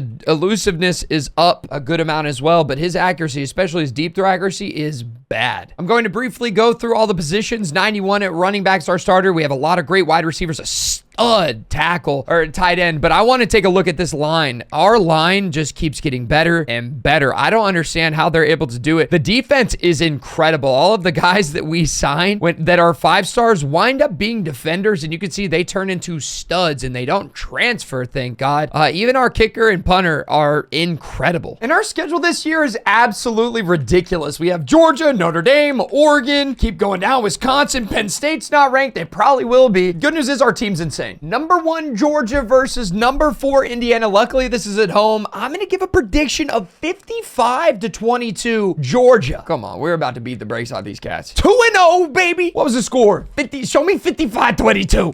54-52. Listen, it was close enough. They had 6 more yards of offense than we did. What an interesting matchup. JT Turner, 4 touchdowns, 2 interceptions. Fetu Handy is so sorry, bro. I don't even want to play him, but he's a 94 overall. Like, Akeem Wayne is just better, but we won the game. And Fetu basically is a glorified running back. Yo, it was in overtime, 52-54. I didn't realize it was overtime. And I gotta stop the progress of the sim here to show you guys this game against Notre Dame. 45-3. We held them to 170 yards of offense. This team was a top 10 team whenever they came into the game. Fetu Handy throws it for 297, also runs it for 77. Fetu's kind of having a masterclass, I'm not gonna lie. I think it's the defense that needs to get some love here, though. We've got a total of 5 sacks, no interceptions. They just straight up weren't letting them move the ball. And I guess I didn't really realize how dominant the team has been. FCS Midwest 84-7. Georgia, obviously, we put up 54. They put up 52. We beat Iowa 58-3. Mind you, they were undefeated when we played them. And look, I don't rock with Fetu Handy. I've been open about that with you guys. But he may or may not win the Heisman. If Fetu Handy wins the Heisman after I benched him his junior year, I may never beat the case. We just beat Oregon on the road 45-24. You really got to feel for these cats, bro. They're playing an NFL team. I bet that this team that we have could beat the New York Jets. I'm not kidding. And it's a Fetu masterclass. 384, 6 touchdowns, 28 for 34. I bet he ran it for 100 too. All right, he ran it for 9 yards. I was wrong. And whenever you see who we lost to, it's even worse. Oh my gosh, we lost to Wisconsin at home. Wisconsin? I know it was a Fetu Handy disaster class. All right, Fetu didn't play that bad. Man, what happened? We got beat by John House, an 87 overall quarterback. All good. We bounced back. It's not about how hard you can hit. It's about how hard you can get hit and keep moving. The good news is we would bounce back and finish 11-1. And we'd have to take on USC, who's the number 2 team in the country in the Big Ten championship game. An undefeated USC at that. Okay, USC. And don't look now, but Fetu Handy is in the lead for the Heisman. He's thrown it for 3,600 yards, 38 touchdowns, 3 interceptions. He's ran it for 629. That's not the most impressive stats I've ever seen, so we need him to hoop against USC. In fact, DJ Wayne here arguably has better stats, 4,200 yards, 43 touchdowns, 4 interceptions, and he's ran it for 493. Mind you, in comparison to us, he's 130 rushing yards behind, but like 800 passing yards and way more passing touchdowns ahead of us. Fetu is on thin ice right now, and I am going to get rid of Logan Toon. There's got to be someone out there that's better. And here we go, USC versus Indiana. I genuinely want to hop in the 4th quarter and just play a little bit with Fetu Handy because he's just been such an interesting character. Wait a second. Okay. Oh, whoa. 17-14, and they are knocking on the door. Knock, you don't ever know. That's a handoff. Hit him in the... Woo! Somebody knock that guy's block off. I'm switching it. I'm audibling. He's going to throw it to a wide open. Oh, what are we doing? All right, first play of the game. Oh my gosh, the safety's going to move up. They have 1 high safety right now. He's got no help. It was always power. Fetu Handy's got an absolute cannon on him. See what we got here, little Fetu Handy fake handoff. I might have to get mobile with him. I might have to step up. Fetu, it's his Heisman moment.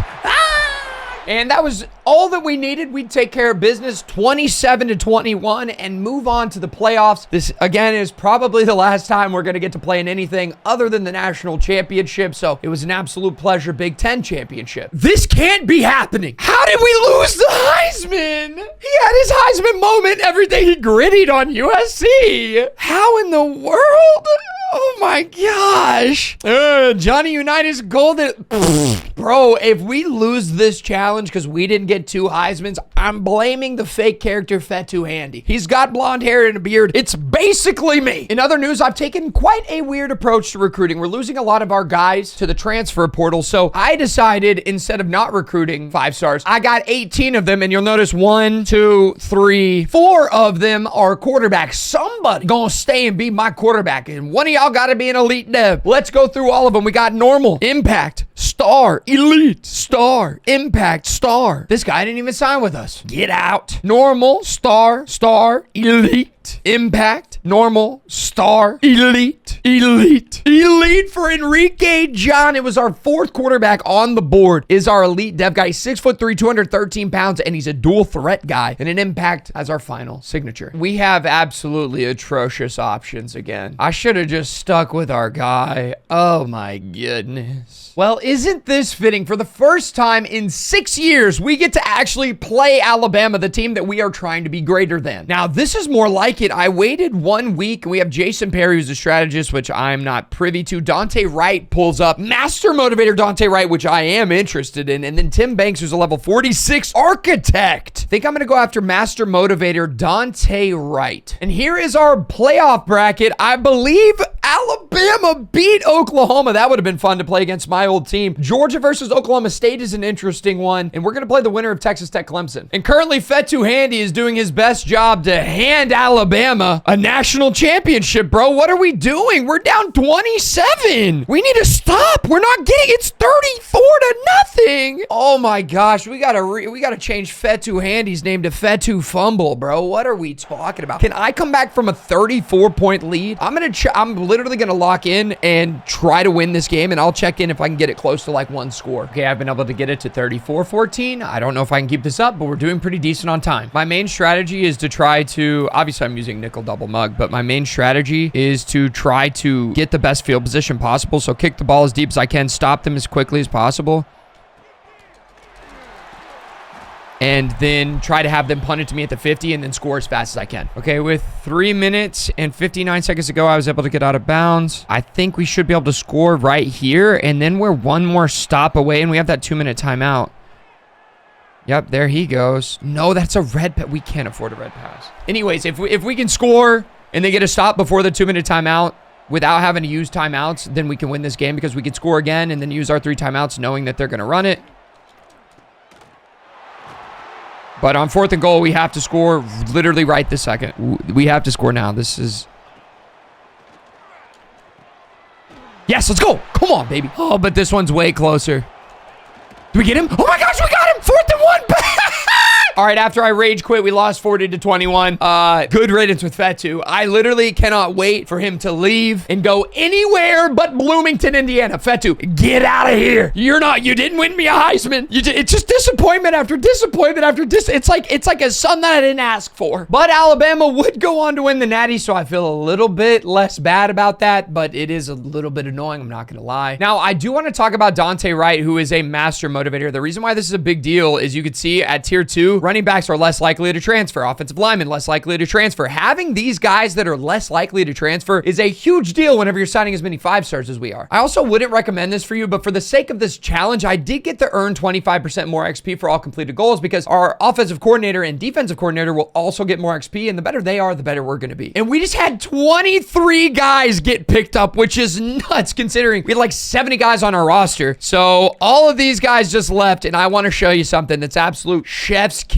Fetu Handy went in the 2nd round. Hey, bro, it's unfortunate. So let's get an update on how we've done after 6 years. We have 87 total wins and 7 losses, which gives us a win percentage of 92.56, 109 draft picks, so we're blowing Alabama out of the water, and 24 first-round draft picks. We're only 2 away from passing them. Still 0 Heismans and still only 3 national titles, so we need to win 3 out of the next 4 to beat them there. And I think we were able to sign the most dominant recruiting class I've ever signed. We got 35 total guys. 279 points was our total. And this class is featured by our 4th signature, Matt Kitchens, the #1 player in the country out of LSU. He is a junior. I have no idea how good he's going to be, but I think it's going to be crazy. There he is, Matt Kitchens, a 93 overall. Let's take a look at the skill caps here for him. His beard, he's gone Super Saiyan, I fear. I'm going to cheese the game and make him into... I'm going to fix his skill caps real quick. If you want to learn how to do this yourself, this is all you do, okay? You got a quarterback like that. Okay, here's the situation that we have a problem. See, there wasn't a quarterback in that spot. So what I need to do is I need to take this free safety fellow over here. We'll take DeMarco Kiernan, for example, and I'm going to make him a quarterback. I know that that seems crazy right now, and it kind of is, but it'll open this up for us. This is a little tutorial for you because I enjoy you being here and I appreciate you watching. Remember, you don't owe me a single thing by being here. So we'll make Matt Kitchens into a running back, and then we'll move Matt Kitchens back over to quarterback, and he'll be a dual threat again for sure. Now his skill caps will be like that instead of the way that they were, so he can get his accuracy up and he'll be a much better player. Oh, and then you can move DeMarco right back because of the 2 out of 2 thing, so he goes right back over to safety. No harm, no foul. Let's take a look at the team. Yeah, if we don't win with this team, bro, it was never meant to be. We have a 96 overall contact seeker with 91 speed. We have 2 quarterback. One of them is a 95. One of them is a 93. I just don't see a world where this team isn't good enough to win a national championship. Everyone on the team is a 90. Every single starter other than our center, but I'm sure he won't even play, is a 90 overall. I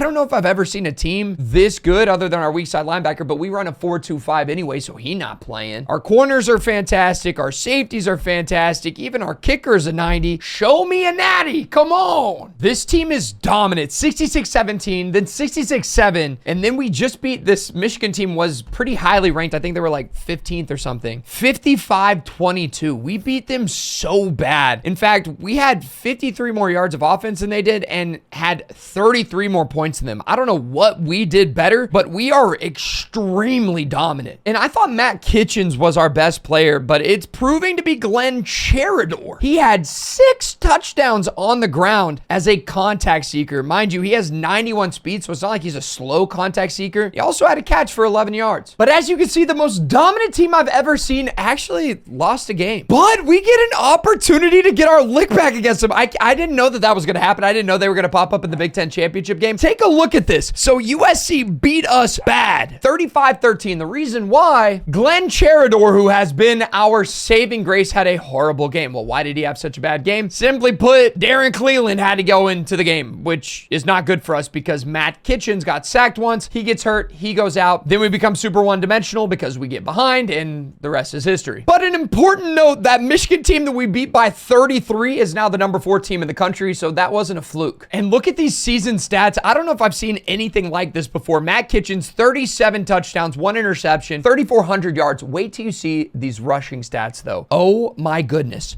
Glenn Cherador has 1,800 yards on 225 carries. He's averaging 8 yards per carry. 33 touchdowns already. Are you kidding me? Glenn Cherador is having an absolute masterclass of a year. And then defensively, we were insane. Look at how many sacks we have as a team. That is ridiculous. And then as far as interceptions goes, not the craziest individually, but as a team, we had a ton. So it makes sense that we'd have the number 3 offense, the number 3 defense, top 5 in conversions, not doing well in red zone efficiency, not doing well in penalties, but number 3 in turnovers as well. So with all of this in mind, it should be no surprise that Glenn is in first for the Heisman currently. Had this happen last year. If I get to get into the game against USC, I'm running the ball as much as I can and I'm throwing it to Glenn. That's all I'm doing. Okay, so we've given USC the belt so far and it's only going to get worse, but I think I'm going to hop in on offense and make sure, you know what? I'm just going to let it run. I'm just going to let it run. If we wind up not winning the Heisman because I didn't hop in and run the score up with our running back, I'm happy with that. I want it to be about the team building and not about me. 38-20 is your final in the Big Ten championship. Hopefully this time for real. I've said it the last 2 years, but this will probably be the last time that you see us in a Big Ten championship game. In year number 7, we have our first opportunity to win a Heisman. Pop up for me, fellas, please. Show me the Heisman. He won the Heisman with 1,400 yards receiving. 1,400 yards receiving. 1,400. Ty had 1,400 yards and 19 touchdowns. Glenn Cherador, 1,900 yards, 33 touchdowns. I'm not even worked up about it. It's not even that big of a deal. Let me see Texas Tech in the Natty because we're on opposite sides of the bracket. Now, I'm going to be honest with you. If I really wanted to win a Heisman that bad, I would switch us from Indiana to Hawaii's playbook, and we would have won about 7 Heisman by now. It's year 7, mind you. But I want this to be authentic. And speaking of authenticity, it's time for me to make a shameless plug. Listen, I really appreciate you watching these videos. I just want you to know that they're for your entertainment. I serve you. You don't serve me. If I'm doing a bad job of entertaining you, please let me know in the comments how I could do better. It's my job. I appreciate you. Get back to watching. And as is tradition around here, it's early National Signing Day, which means it's time to find out how many elite dev guys we have. We have 15 guys signed. Number 1 player in the country, Jalen Denbo, elite dev. Star devs, impact,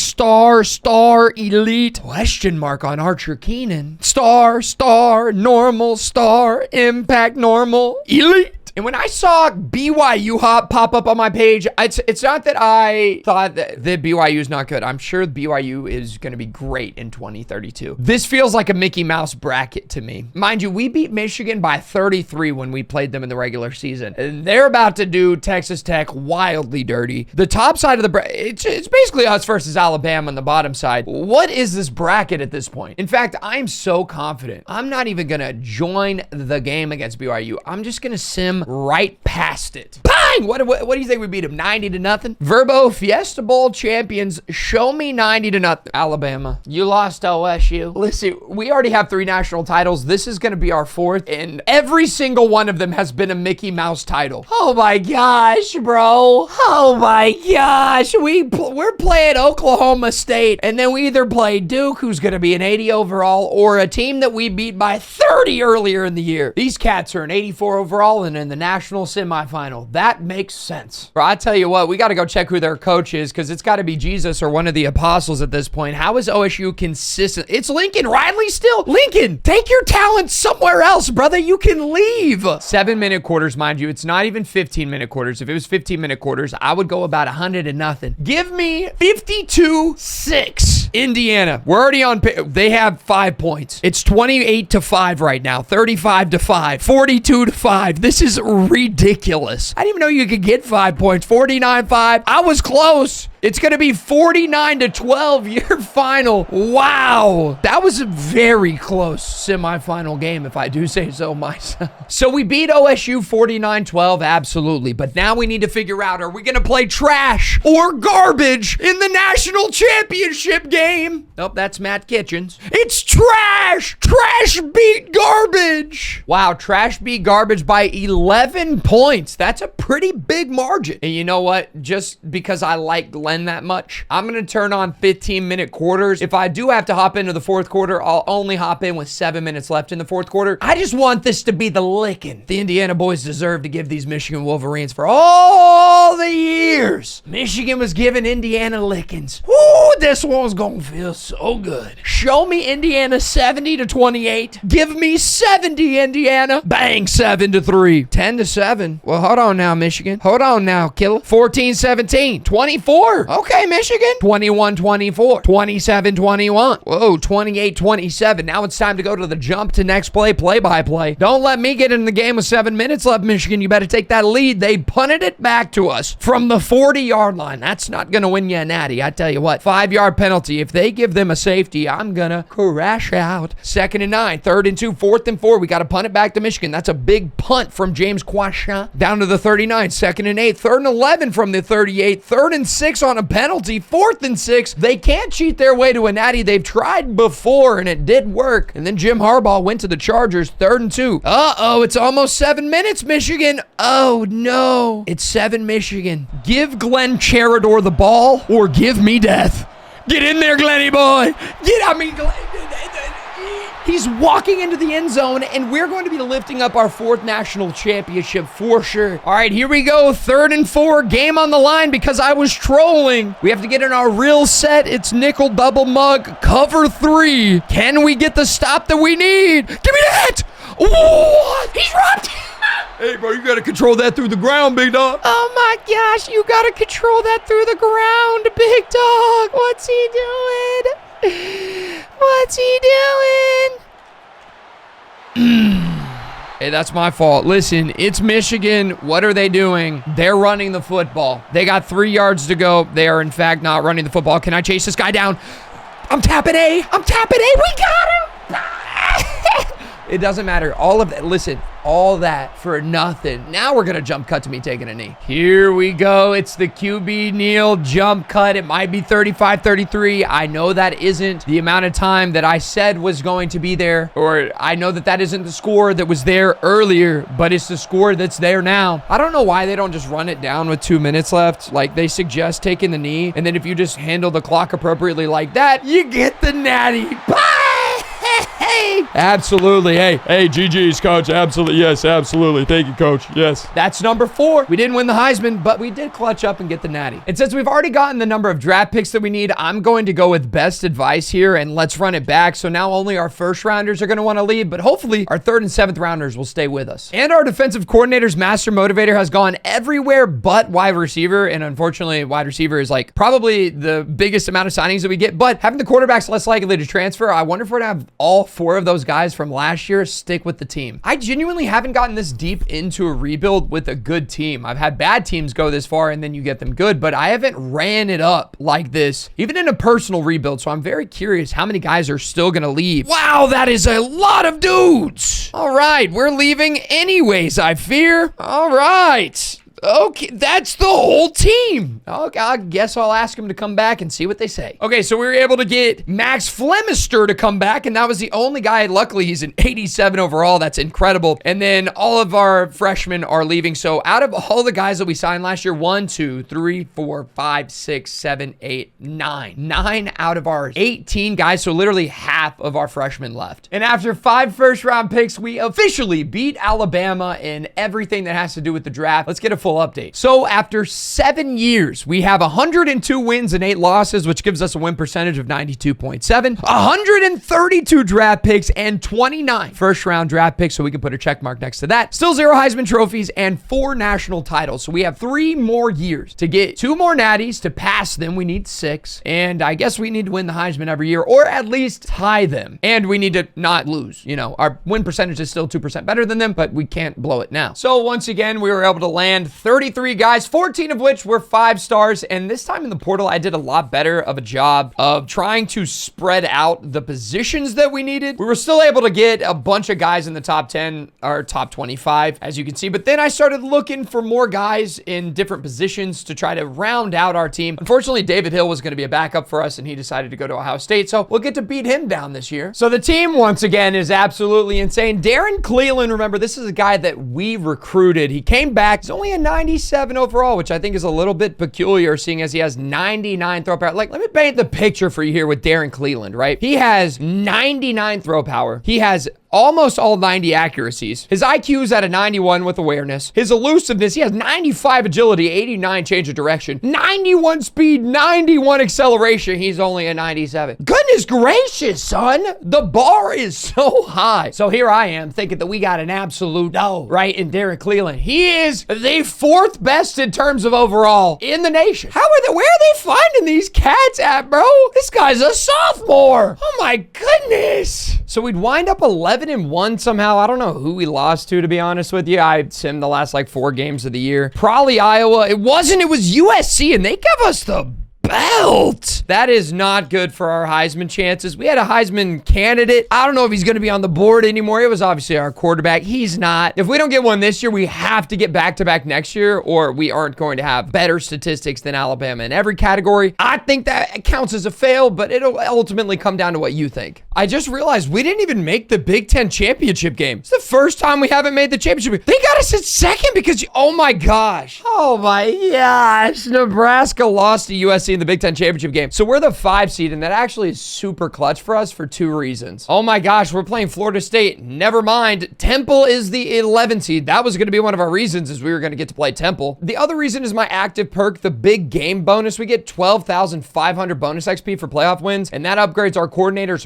really fast because we have that 25% boost. So winning hopefully 4 games will be huge for our coaches' levels. Let's see these depth traits, ladies and gentlemen. Here we go. Elite, star, impact, star,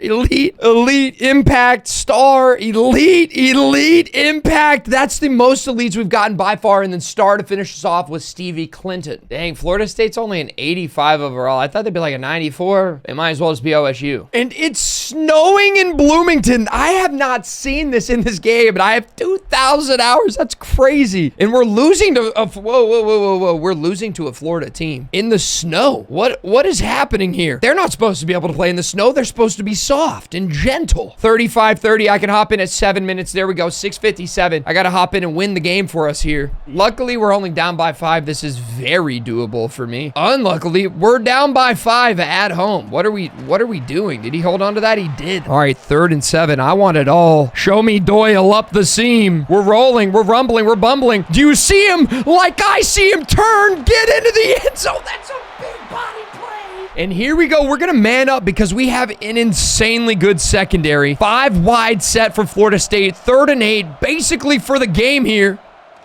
I'm helping. I see him over there. He's going to take the shot deep. He overthrows him. And they're going to punt it. You can't punt the ball back to Indiana. Have we not learned? All jump cut to the knee. Indiana advances. That's 12,000 skill points for the boys. Okay, here is your bracket. This is going to be the least Mickey Mouse natty that we win if we can pull this one off. Going to have the winner of North Carolina and Clemson. And coming out of the bottom side of the bracket, most likely going to be Alabama. Could be Ohio State. They beat Texas already. USC is the team that beat us this year, the only team that's beat us, and somehow we didn't make the conference championship game. All good though. Going into the half here, the score is 17-17. This is a very interesting one so far. USC takes a 20-17 lead. 2020. Gonna have to move slowly here. Remember, I can jump in with 7 minutes left. USC takes that 27-20 lead. 3rd and 2, 4th and 10, and we only punt it for 27 yards. I might be having to make up 2 touchdowns. I am, unless we can do something here, and then I just have to step out on defense and try to get a stop. Looks like they are matriculating downfield. 3rd and 9, 4th and 8. 23-34 is probably going to be the score whenever I can hop into the game. They get the first down. They get another first down. Now I can get in and hopefully prevent a touchdown here. I think this is going to be a run. Maybe not. I'm there.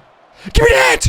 Ooh, a fumble. Pick it up. Pick it up. Go, go, go. Oh my gosh, it's even better.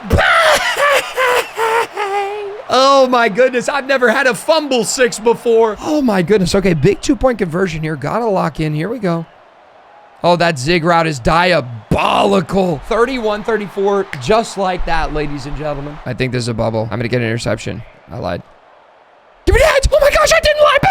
Why don't we just score right now? Get a quick stop. Get that quarterback back on the field as fast as we possibly can, so he can continue. Oh my goodness, their defense is breaking down. It's over. I got to take a shot to the end zone one time for the one time, right? We got to hit Brown. We got to hit Keys. I mean, I don't know. We got to hit somebody. It's Brown. Easy read down to the 3. Get into the end zone as fast as we can. Give him the ball back. We need a 4. Oh my gosh, no one's guarding Willis. No one's guarding Willis. No one's guarding Willis. We're going to get the dub. 59-34 is the final. I don't even remember how much USC was up by. I think it was 10, and then we came in. I don't remember. What I do know is belt. Your final 4 is Indiana, Clemson, Nebraska, and Alabama. One of these 4 teams is going to be the national champion. Now, if the last 7 years is any indication, probably going to be Indiana. And we've already doubled Clemson's score, so I'm not really worried about them. All right, they took the lead.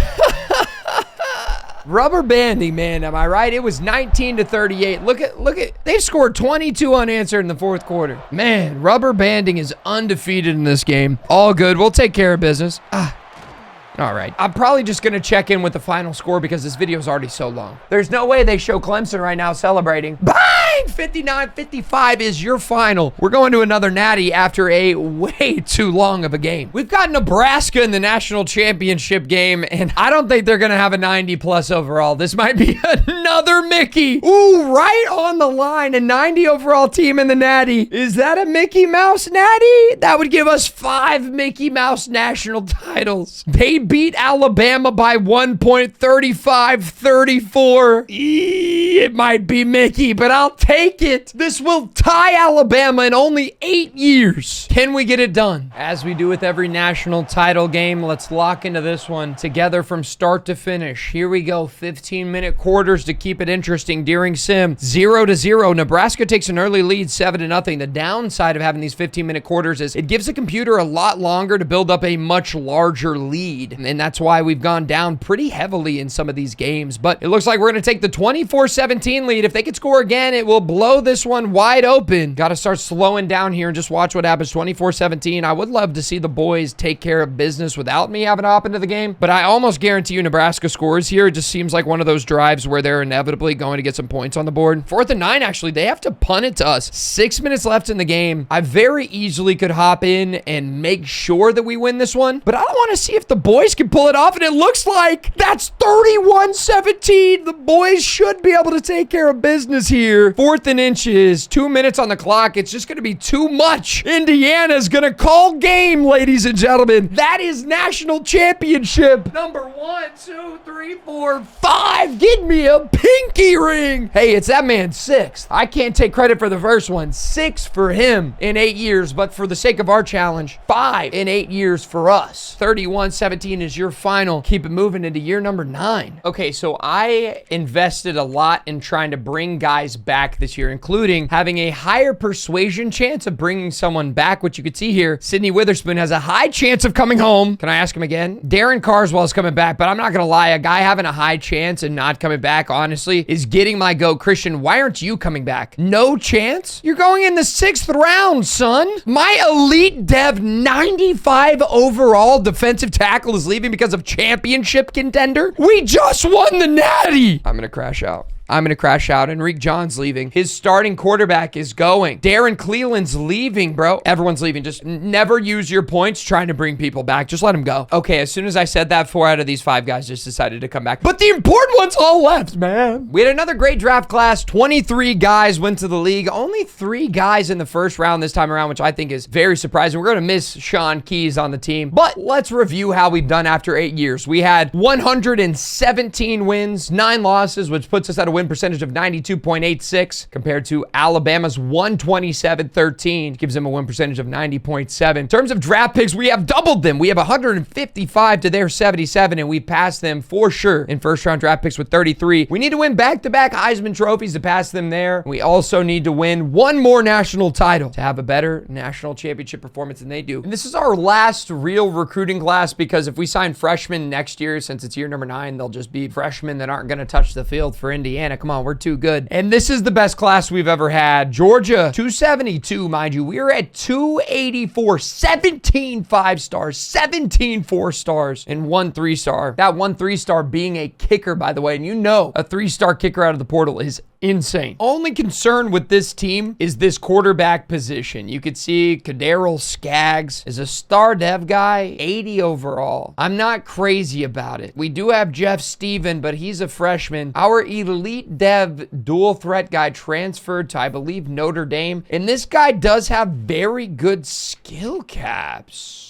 I think Kaderil could get really good. I think he's going to go up to like an 88 because he has very good accuracy caps, and they're not going to invest all in IQ. The only concern we have is those badges, bro. The AI upgrades quarterbacks. They do the dumbest things. So I'm sure his power will go up, which is fine because it's throw power. But man, thank God elusiveness and quickness and health aren't available. Just real quick, I want you to take a look at John Boudreau over here. This is ridiculous. He almost has this entirely maxed out. All we have left is linebackers. And then our defensive coordinator, Dante Wright, a great hire. Look at this. Would like to see these all up at 3 so we could get those dev boosts. But, I mean, it's cooked. We have one more offseason. And then we need to win. If we could win 7 natties in 10 years, I'd say that's a pretty successful 10 years. I want to go 10 for 10 with some team. And I don't know what team that would be. Probably Georgia. I don't know. Georgia for 10 years. That might be boring. I don't know. And the worst team we've had in a while went 11-1. Like I said, I didn't need to recruit this year, so I just went ahead and jumped there. Wait, are we still? Let me get this straight. I just realized we're still a 4.5-star team, mind you. We gave Clemson the belt and then lost to a 6-6 Penn State. That's not par for the course in the Big Ten. I don't know what is, but we're playing the number 1 team in the country, USC, and I still get to hop into all of the postseason games because we are a 4.5-star team. We have won 5 national championships in 8 years, and we're a 4.5-star team. What's Indiana got to do? You really got to ask yourself, man. Our offense isn't as hot as it has been in the past. It looks like we're about a top 15 offense, not even a top 25 defense, number 2 in conversions, number 4 in red zone efficiencies, not available for penalties or turnovers. Not a bad year, not our best year, and it kind of felt like that. Second? Now, Devin Duval is in first. He has 1,700 yards, and that's pretty comfortable. But is Texas Tech in a conference championship game? That's the question. I'm assuming that they are. They are against BYU, so he's going to have a chance to get his stats up. So I'm telling you right now, I don't care. I'm hopping in the last 7 minutes, and I'm running it up. on USC. Winning, not winning, they're 99 overall. We beat them out of the playoffs last year. I'd scored 38 points in the fourth quarter. I'm ready to do it again and to make sure that we win at least one Heisman, please. And it looks like they're going to need me. 16-20 right now. 23-20. Jump to next play. If USC doesn't have at least a 28-point lead by the time I hop into this game, oh, it's cooked for them. Oh, we're about to score anyways. Ooh, 4th and 10 at the 40, 7-19. I can't hop in, unfortunately. They punted the ball. Why do we have 90 overall kickers if we're not going to kick that? All right, they're going to give me the ball. It's 23-23 right now. I think that we're going to win. I bet we get to 50. Was it enough? I mismanaged our clock. We still had a timeout. 65-37 is your final. Was it enough to win a Heisman? Well, Daryl Skaggs did everything he could do to ensure that we didn't get it because of his 4 interceptions. There's only one way to find out now, though. Daryl Skaggs won the Walter Campbell. Daryl Skaggs won the Maxwell. So that must mean Daryl Skaggs. That's what I'm talking about, Daryl. That's what I'm talking about, baby. All right, we need one more Heisman. Oh my gosh, we need one more Heisman to tie them at least. And then everything else should be enough. Oh, Daryl, it was an absolute pleasure. Problem is, we're probably going to be a 5-star team next year. It's so I can't hop into any of the games. So we need a dog to come in and win us a Heisman because Daddy not going to be able to get you 7 rushing touchdowns next year. And the Georgia fall off must be studied. I haven't seen them in the playoffs in a while. They're 99 overall still. I don't know what's good with that, but they went 7-5 this year. Texas Tech. There's no way we get 6 Mickey Mouse natties, right? Let's take a look at the bracket. Now, Oklahoma was a 99 overall team. So, okay, we're going to have the winner of Clemson and Ohio State, but there's a chance we could wind up against Nebraska again, or God forbid we play USC again in the natty. And that quarterback has thrown more interceptions to me in 2 games I've played against him than any other quarterback combined for the rest of the series. 16-0 through the first 3 quarters, and all of a sudden Texas Tech scores and gets a 2-point conversion, and they think that this is sweet or something. I need the boys to come through. 11-19. Did they get it? They did not. Unfortunately for the Red Raiders, that's going to be the end of their run. We're going to move on to another semifinal. At this point, we might be getting too many rings for all these fingers. For the second straight year in a row, we're basically playing the national championship in the semifinal against Clemson because it's either going to be USC or Nebraska again. And early in this one, we are down 14-3, but the rubber banding as always works in our favor. 17-14. Clemson had me nervous in the first half, but don't worry, they're coming back. And now they're going to give us 28-20. Oh my goodness. All right, 35-20. This isn't a joke anymore. I can jump in at 7 minutes. Am I going to be able to bring this back, or is it going to be a last year run for us? The boys are matriculating here. 4th and 4. Give me, okay, a 12-point deficit. Can they get me a stop is the real question. That's what I need here, fellas. 3rd and 9. I'm going to be able to hop in and try to get this done. I'm going to go to coach adjustments, turn on our little adjustments, go to nickel double mug, you know the drill, hit mid blitz, switch and audible so they can't cheese me. And I'm going to drop back with Randall here. That tight end I think is going to be very important in this play. He's going to hand it off, and we're going to get the stop. Timeout Clemson, 6 minutes and 34 seconds. They're punting it from the 36. Now the only question is, who will it be for our 6th national title? Is it going to be USC, or will it be the same team that we played last year, Nebraska? Either way, somebody getting that belt. My best guess is Nebraska. I don't know why I got a Nebraska feeling. Oscar Session, congratulations on your Big Ten Player of the Week. I'm guessing Nebraska here. I've got a Nebraska feeling. There's Terrell Knowles, good for him. Shout out, show me. USC, a couple more interceptions for the boys, and then they'll hand us that trophy. And we're back with another natty. USC takes an early lead, 3-0, 10-0. Boys, are we gonna need me to hop in again? 17-6. Come on, fellas, 20-6. There you go. Remember, we do have the backup quarterback in, so this is gonna be a little bit of a tough run. I'm gonna have my work cut out for me in this one. 30-13, unfortunately. 4th and 4, offside. Okay, they missed a 58-yard field goal. That seems like a gift. 3rd and 11. Interception. Oh, no. 37-13, most likely, whenever I get into this game. Okay, 33-13. So we're down by 20 points. I have 7 minutes to come back. 73-yard touchdown. There you go. 13-point game now. Can they get the stop? 4th and 4. They do get the stop. 7 minutes. That's a big 22-yard rush there by Terrell Knowles. 1st and 10. I'm going to be able to hop in down by 13. We need to watch this. We need to watch them celebrate and remember this for next year. Okay, so I've invested into just about everything that you can for player retention. So in Program Builder, I have persuasions have a higher success rate, 3 additional persuasions. I have 7th through 2nd rounders are less likely to leave in the first place. And then I also grabbed spend a 2nd persuade on a player if the first fails. So let's see if this will actually make a difference. I figured it'd be fun to experiment a little bit. Oh my gosh, wait, we have round 1 guys that are interested in coming back. Hey, oh my gosh, BJ Hogue is back. Jameis Griffin? Not, okay, I can do it again though. No, okay, I just wasted it. Okay, that's insane. Jamison Clark is leaving 100,000,000%. That's fine. What about Cameron Isian? Failed. Can I do it again? I can. Failed. It's just, it's Mimi. Joel Sisk. Failed. Do it again. Success. Yo, it's actually worth it. It's actually really worth it to approach those higher persuasion and the double persuasion attempts. That was pretty cool. So we had 12 guys get drafted and only 3 of them in the first round. It's okay. We've already surpassed Alabama in the draft picks. We've gone 9 years now. Let's see how we've done. So in our 9 years, we have 131 wins, 11 losses, which puts our win percentage at 92.25. 167 draft picks, and 36 of those being in the first round. 1 Heisman Trophy and 5 national titles. So this year we need to win 1 more national title, win at least 1 more Heisman. I don't know if they'll give out 2, and then we will have defeated Alabama unless we have a horrible season. Now come back to me. Problem is we are officially a 5-star team. So now we have to sim straight to the national title in a real coin flip. I have no idea how it's going to go, but I'm going to be in this transfer portal getting all of the best talent I possibly can. Okay, so we actually just kind of went crazy in the transfer portal. So we still had this 6th best class in the country, only recruiting from the portal because I was able to sign 35 guys, which is actually incredible. I didn't think we were going to get everyone, but we wound up stealing a lot of guys the last week because of the 8 visits per week. That thing is so strong. Now, since this is our last year, you can see that the team is already absolutely insane, but I'm going to take it a step further. I am going to eat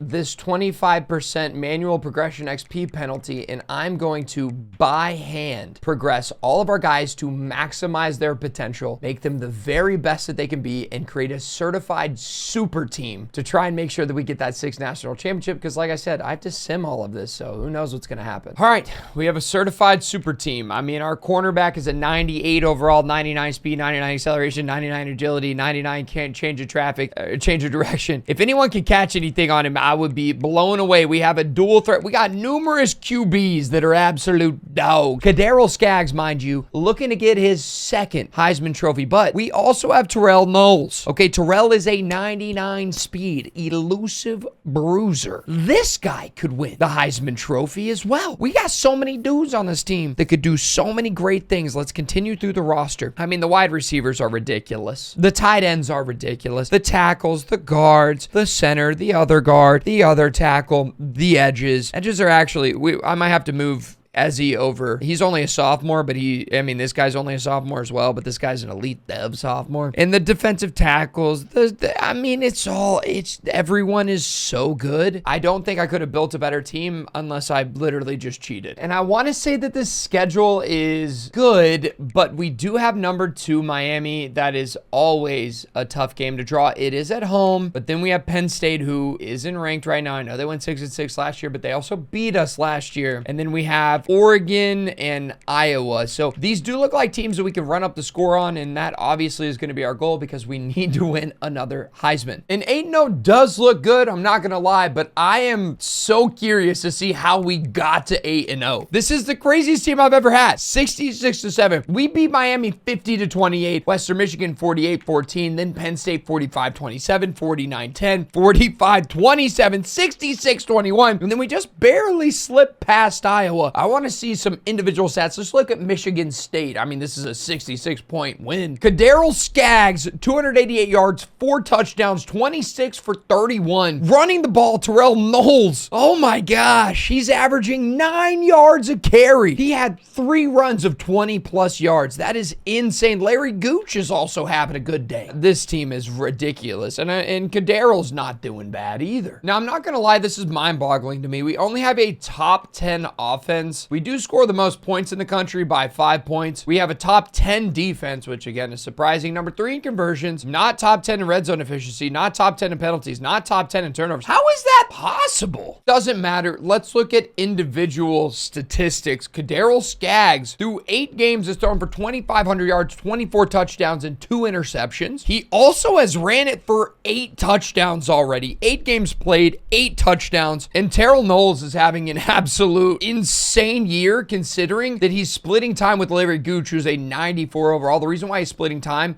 is Gooch does our passing plays. He's a north-south receiver, so he's out there as our third down back. This team is ridiculous. I want to take a look at the defense, though. 8 sacks for Sterling Ezzie. He's only a sophomore. That's insane. Mind you, Austin Pride's a speed rusher with 94 speed. Could you imagine a left edge playing right? He's a right edge playing left edge. He's 6'6", 226 pounds. He has 94 speed. I would be scared. And I send the rest of the way there, and we win a perfect 12-0. Now we do, bro. We can't quit USC, bro. We just can't get rid of them. It's actually insane. A 10-2 USC as 7-2 in the conference. Ohio State has been horrible throughout this entire rebuild. I don't know what happened to them. Ryan Day got fired. That's right. And Dabo moved on. I don't know, or became the head coach. I don't know what happened to Ryan Day. Did we win the Heisman, though? We, in fact, did not. So that is a challenge failed. We did not get more Heismans than Alabama. And here is the CFP. Colorado State's going to take on USC, and then they'll play OSU. This might be another Mickey Mouse Natty if we can just get there. Here's what I'm going to do, though. I wanted to sim straight to the Natty. I think that's kind of corny, and we'll go week by week. So it looks like Kaderil Skaggs was the 9th best guy in the country. I wonder if that would have been better before he got injured and if he would have been able to play this last game. I don't know. It's a shame that he went down, though. And we've drawn Pitt. If Pat Narduzzi is still their head coach, there's a greater than 50% chance that we lose this game. Okay, it's not Pat Narduzzi, it's Eric. I have no idea. This is a made-up guy, so we should be able to get past Pittsburgh. And if we do, we'll play the winner of Oklahoma and Alabama. Could you imagine? It's my alma mater that puts us down. Oh, that would be so brutal. Oh my gosh. So we took care of business against Pitt, and we got my alma mater in the Rose Bowl. That's actually insane. Okay, let's take a look at this game. Oh, we beat the brakes off of Pitt, 56-14. What are the odds of this? Eric Foy has gone down now. And so we're relying on Thomas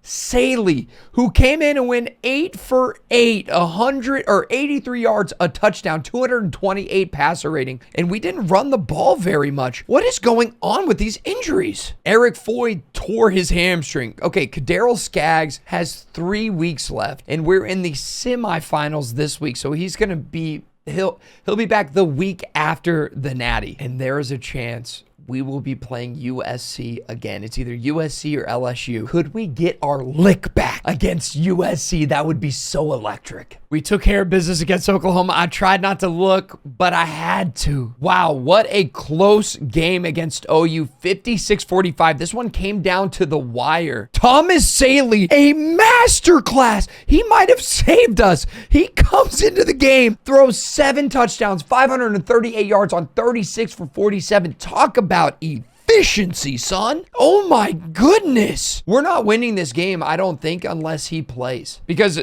Taylor Kirkelius, dude, what are these names? Came in and he balled out too. What an insane year. Because USC lost to LSU 12-13. How did they get 12 points? They missed 2 extra points? I don't know. Did they get a touchdown, a safety, and in a field goal. I don't know. What I know is they dodged us. LSU's an 86 overall. We're going to have 6 Mickey Mouse titles. I'll take every single one of them. It's just me and you getting ready to watch a college football. Wow, we're back at the Hard Rock. That's crazy. Who is this LSU coach? I think he's just a tactician. I think that whoever fake Lane Kiffin is went to the league or whatever. So this is like a horrible head coach. What a shame it would be if we just absolutely hornswoggled them right now. 7-0. We start off hot. Love to see that. We haven't seen very many blowouts in Sim. 14-0. Oh no. I said, maybe I spoke too soon. 21-0. Oh no. 21-7. Okay, LSU, make this a game. Come on, fellas. 24-7. We're not beating the Mickey Mouse allegations, I fear. Okay, 24-14. Sim to the end. Normally, I would tell you to click on a video right now, but the game, it's not over. I got to tell you, we got to look at these draft picks. We need a final tally. The reason why, let me explain to you. This Indiana rebuild just became our new standard. Anytime we take over a team for 10 seasons, we're not trying to make them better than Alabama anymore. We're trying to make them better than this Indiana team that we just built out. So it's time to sim to draft results. I skipped players leaving because I want everyone to go to the draft. Let's see what we got. 1, 2, 3, 4, 5, 6, 7, 8, 9, 10, 11, 12, 13, 14. 14 first rounders. That's 50 first round picks. 15, 16, 17, 18, 19, 20, 21, 22, 23, 24, 25, 26, 27, 28, 29, 30, 31, 32 total picks. That puts us at 199 draft picks. Here are our total tallies.